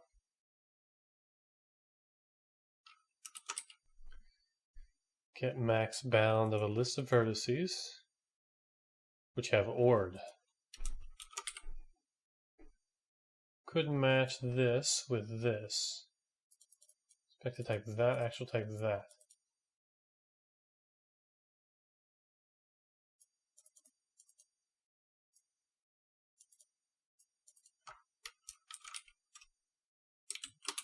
Oh, that's easy to fix. Okay, so that should give me the X.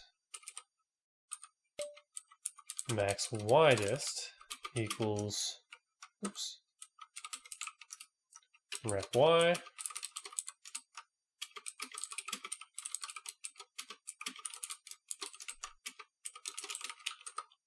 Honestly, I could try combining those, but I'm not going to right now.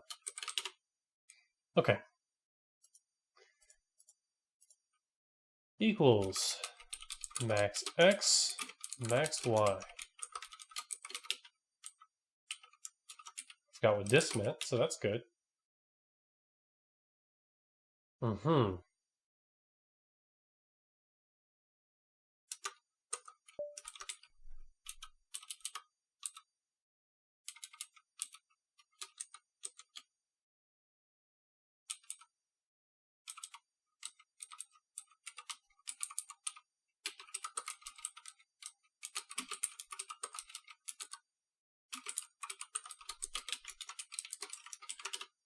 Okay.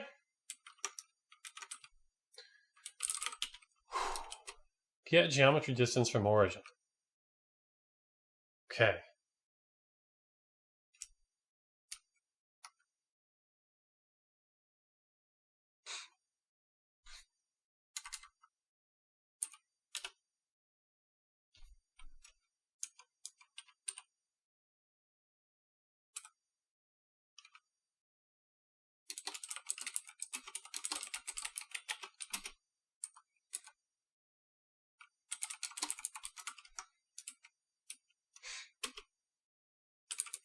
Okay. Great.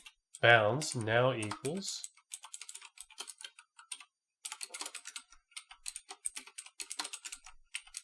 great.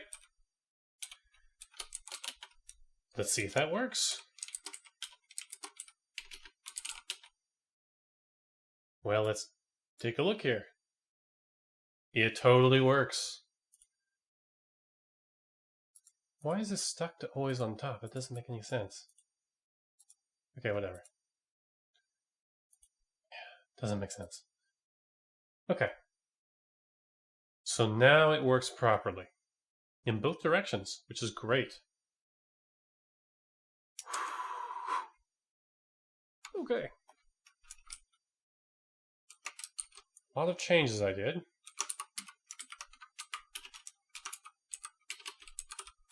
That change we're going to skip for now. Yes. And yes. Bug.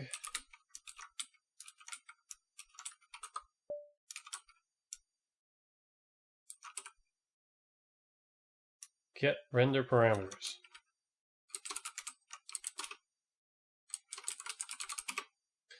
Calculate bounds from origin. Rather than setting the world bounds,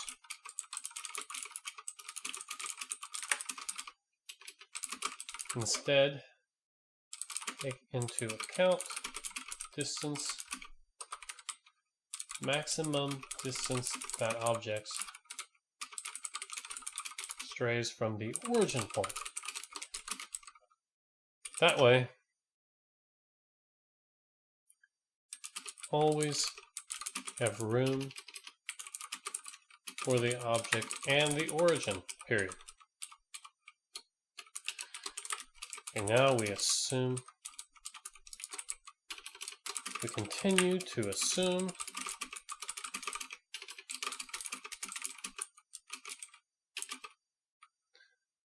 of the space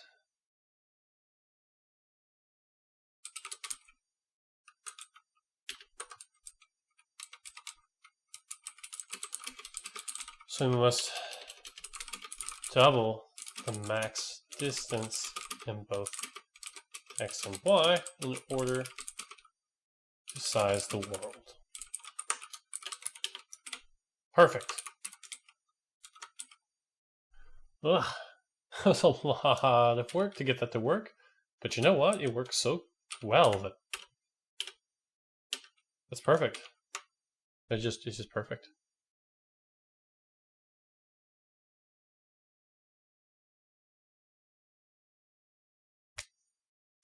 This could be made better, and I'm not going to do it right now because I don't care. Don't need to care about that anymore. Okay, so this is like workable now. Like this does a thing. I don't think I need this anymore. Yeah.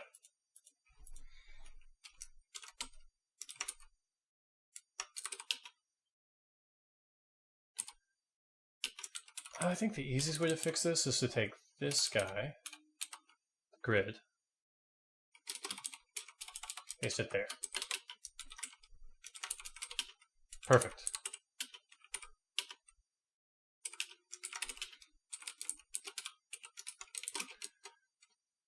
Draw the shape again.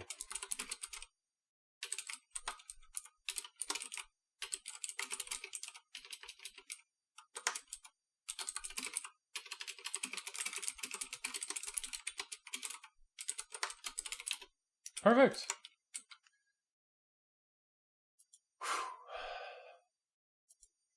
I want to go ahead and continue duplicating this stuff even though I don't need it anymore, just so I can delete this sucker and get past it. We're going to delete all the stuff we don't care about anymore. We already have the axes, the grid, the shape. Boom. The only thing remaining to draw, in fact, why do we need any of this? Boom. Okay. We just need to draw the interloper and the interloper rays. Okay. I don't think I have to do anything different to change it yet.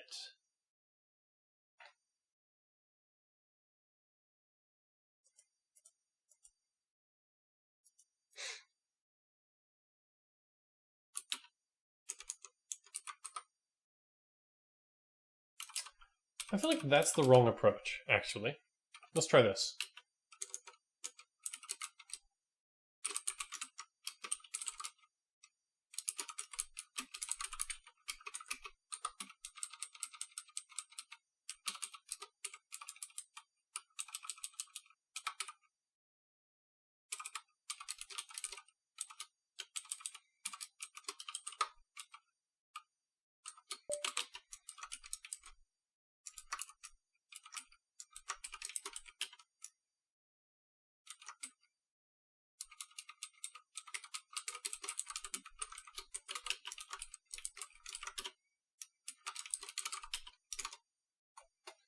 Still works, and even though it's a little bit rougher, it's also a little bit clearer.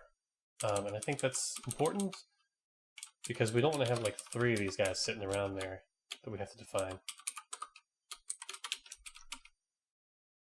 I think we can rebase the last commit.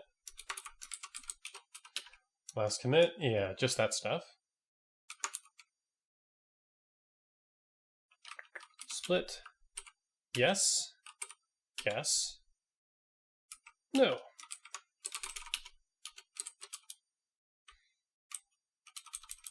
That looks perfectly sane. Great. Now the next thing I want to do, draw more geometry. Oh, whoops.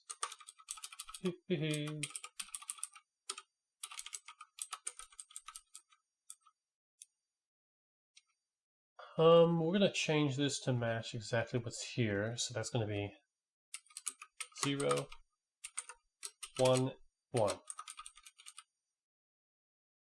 And then draw geometry. Draw vertex interloper.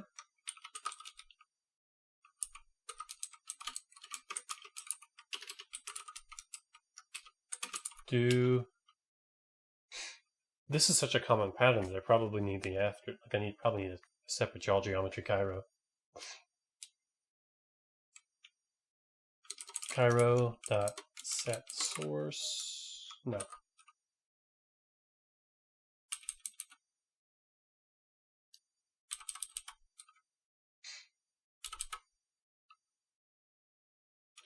You know what? Probably does it. Phil. Get rid of that.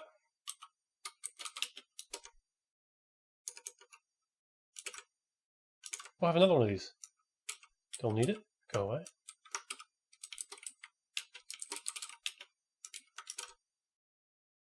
Okay, the interloper is really at 0.00? Really? I don't believe that. No way! The origin point is the interloper. Has it always been that way? Okay, that was a stupid idea.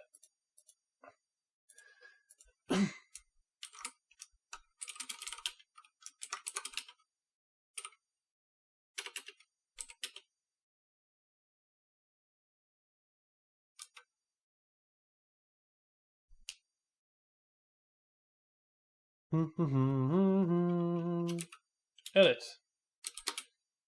Get rid of all of that crap.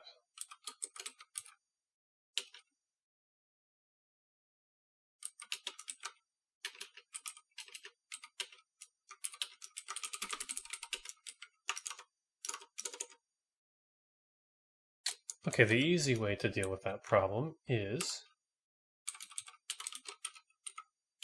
delete all of that.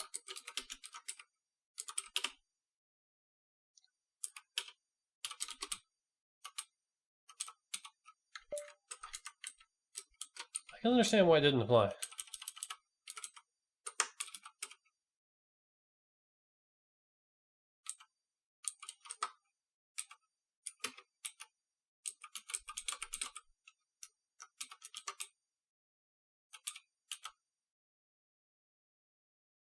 Replace with space. Yay, it works.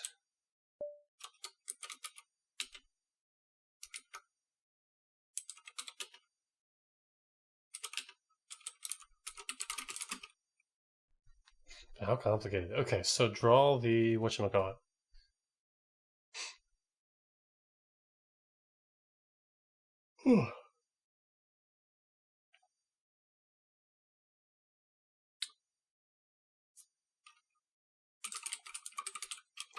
Draw the interloper vertex.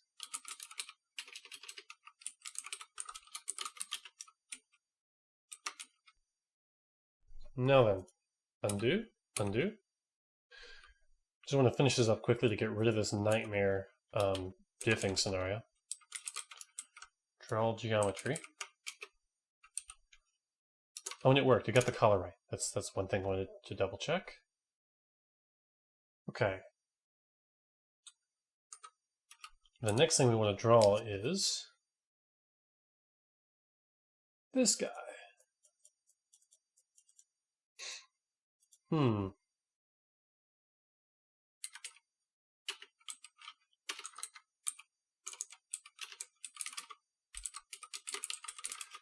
Let ray length equal distance.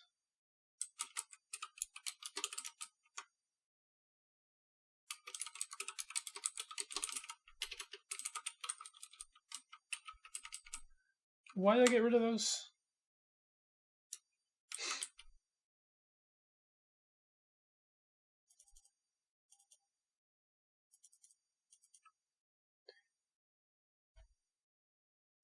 Get min bound.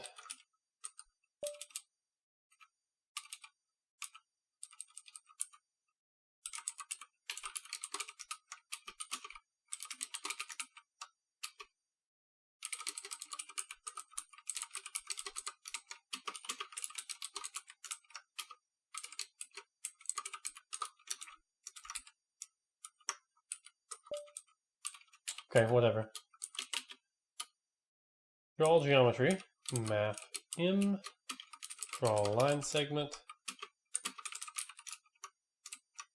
raise ray length times 0.55, sure, whatever.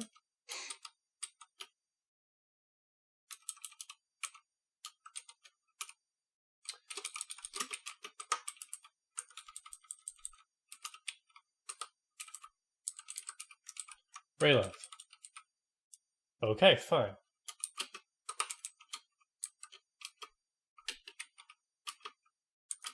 Lift, do.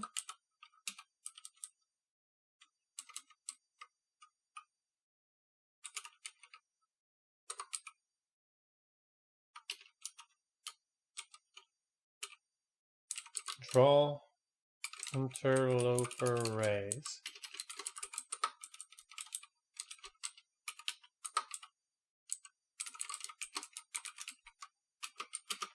Damn.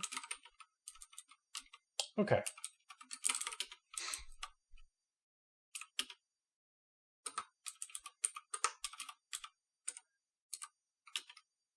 Now then, I want to do same color?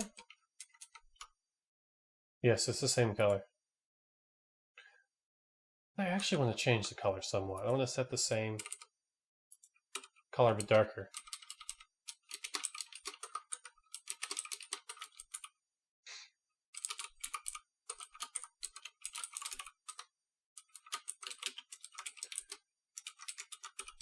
Type errors? None. Boom. Okay. Those are really thick.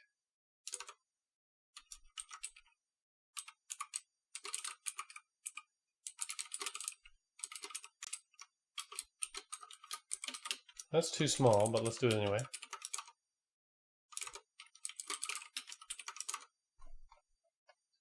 Yeah, now we get the intro. You know what? I don't actually care. We'll be fine with that. We'll be content with that. Okay. Yep. Even though that's going to have some anti-aliasing, I won't actually notice the scale. It'll be fine. Okay. Okay. Great.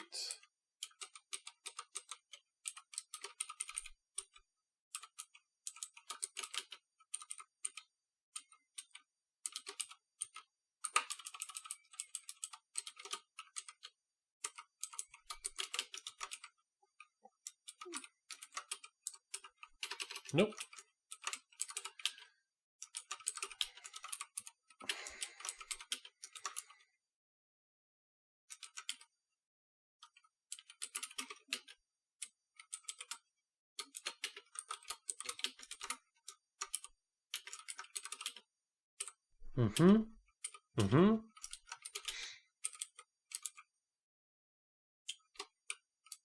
Draw.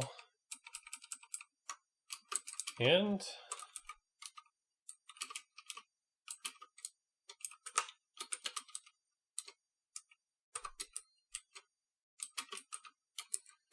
move old main comments. This marks the point where we have full functionality from the original main method. So can comfortably move all those pesky comments with old code. Perfect. While I'm at it, I'm on head. Wow, I don't think I'm on branch RC2. Okay, that's fine. Yeah. So one thing I definitely want to do here is move this interloper point. I can't believe I have such a weird point. Interloper. What's another place that's inside the shape? Yeah, see, I can't even see anything from there, really. Let's go with -1 1. Oops. I think everything else will just work, right?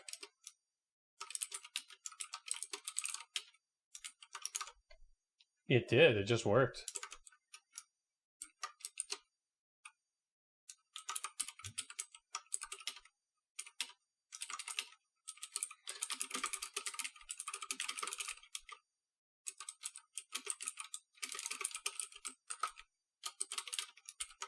Great.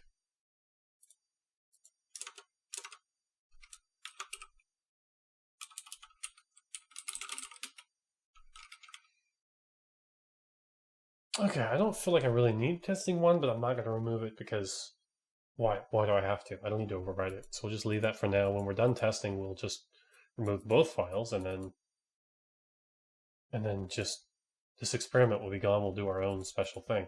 Now these guys could all go inside there. I think that's a good idea.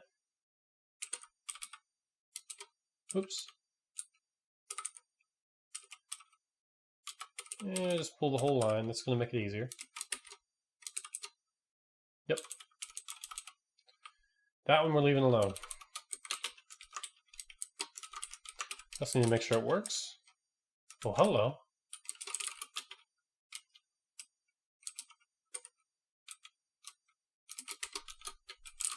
See what I did there. How's it look? And of course I just closed this. Looks fine. Although I can't ever see that point, so maybe I should just... well, whatever. Doesn't matter.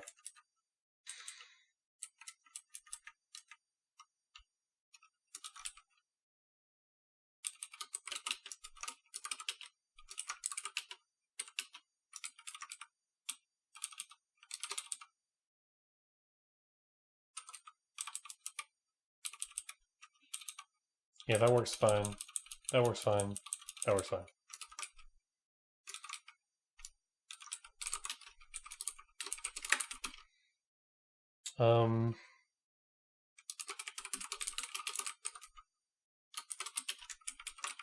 It's not even worth commenting about, really.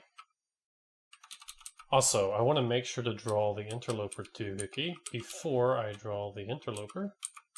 Erase first. Because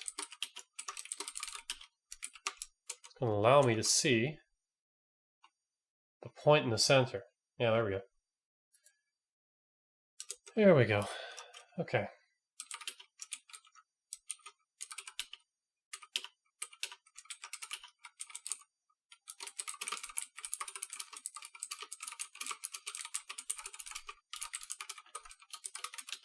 That's something I should have done a long time ago. Would have been really simple to do, just use two and accomplish with those. Didn't think of it though. Didn't think of it. Great. Okay, this is more or less equivalent to the original. Although the original, I mean, it looks different though. Oh, okay, I can tell you the main difference. On this one, the grid lines seem bigger. Let's see.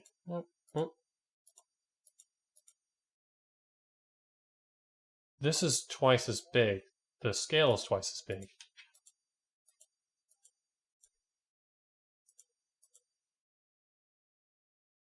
Let me get a ruler and just see what this is like. Hang on a second. Okay, so for this one, 2 of these grid segments is 1 inch. Yep, and for the new one, I bet it's 5. 1, 2, 3, 4. Lost count. 1, 2, 3, 4, 5. Yep, 5 of them. So it's doing what I expected. It's doing what I wanted. It's just smaller than it's doing what I told it to. But if I want to make it easier to see, I can just, yeah. Another way to make it easier to see, though, would be to take those vertices and multiply them by 2/5. 5 seconds? Multiply them by 5 seconds.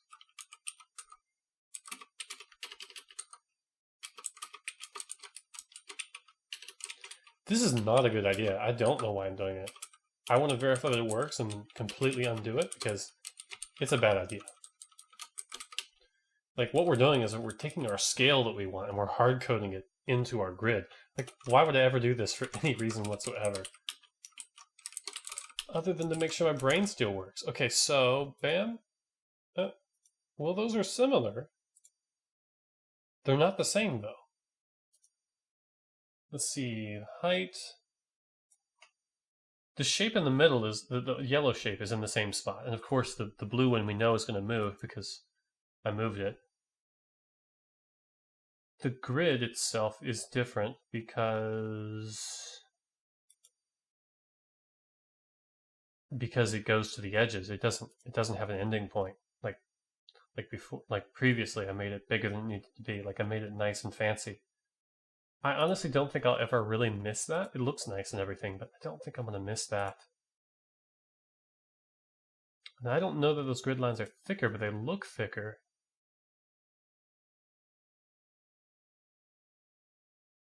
On the second one. It might just be an illusion. It doesn't matter, though. It really, really doesn't matter. Okay, point is, this looks nice. It's working out. And the other point is, it's all committed, except not. Undo that. And we look here, the just nothings here. Get render parameters.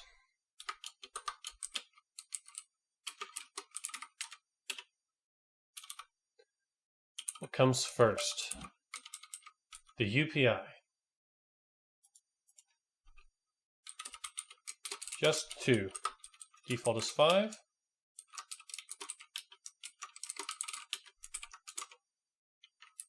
Yeah, we're replicating this pretty well.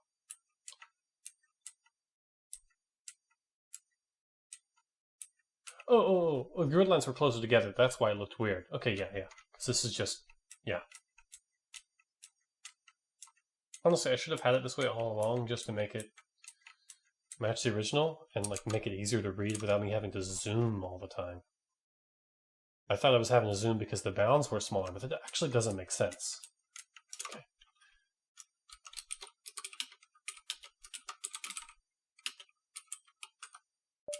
Oops, didn't mean to do that. Adjust the bounds, the UPI.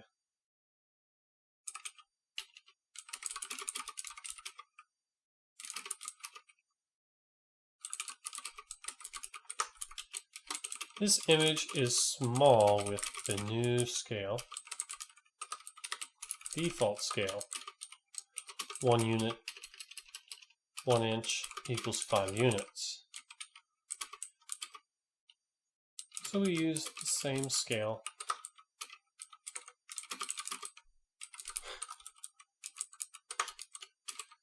We had previously. 1 inch equals 2 units.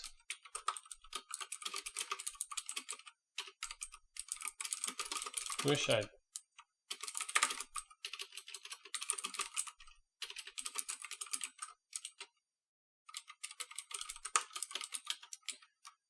Okay, great. That's a pretty good, that's a pretty good outcome right there. That is looking good. That's the same as what it was before. And the next time I look at this, I'm going to be able to push forward and do more cool things instead of being stuck at the old cool things. Because I've just redone all the old cool things. And I need to redo the way I do interlopers, like the way I find out whether something is inside or outside. I need to follow what Kyra does, but that'll come another time. Okay. Great. Bye, guys. Oh, wait. That's not what I want from life. Yeah, I don't really understand. I need to wait a minute so YouTube doesn't break things. Because it cut off my stream early last time, which is weird. Okay, this is good enough. End.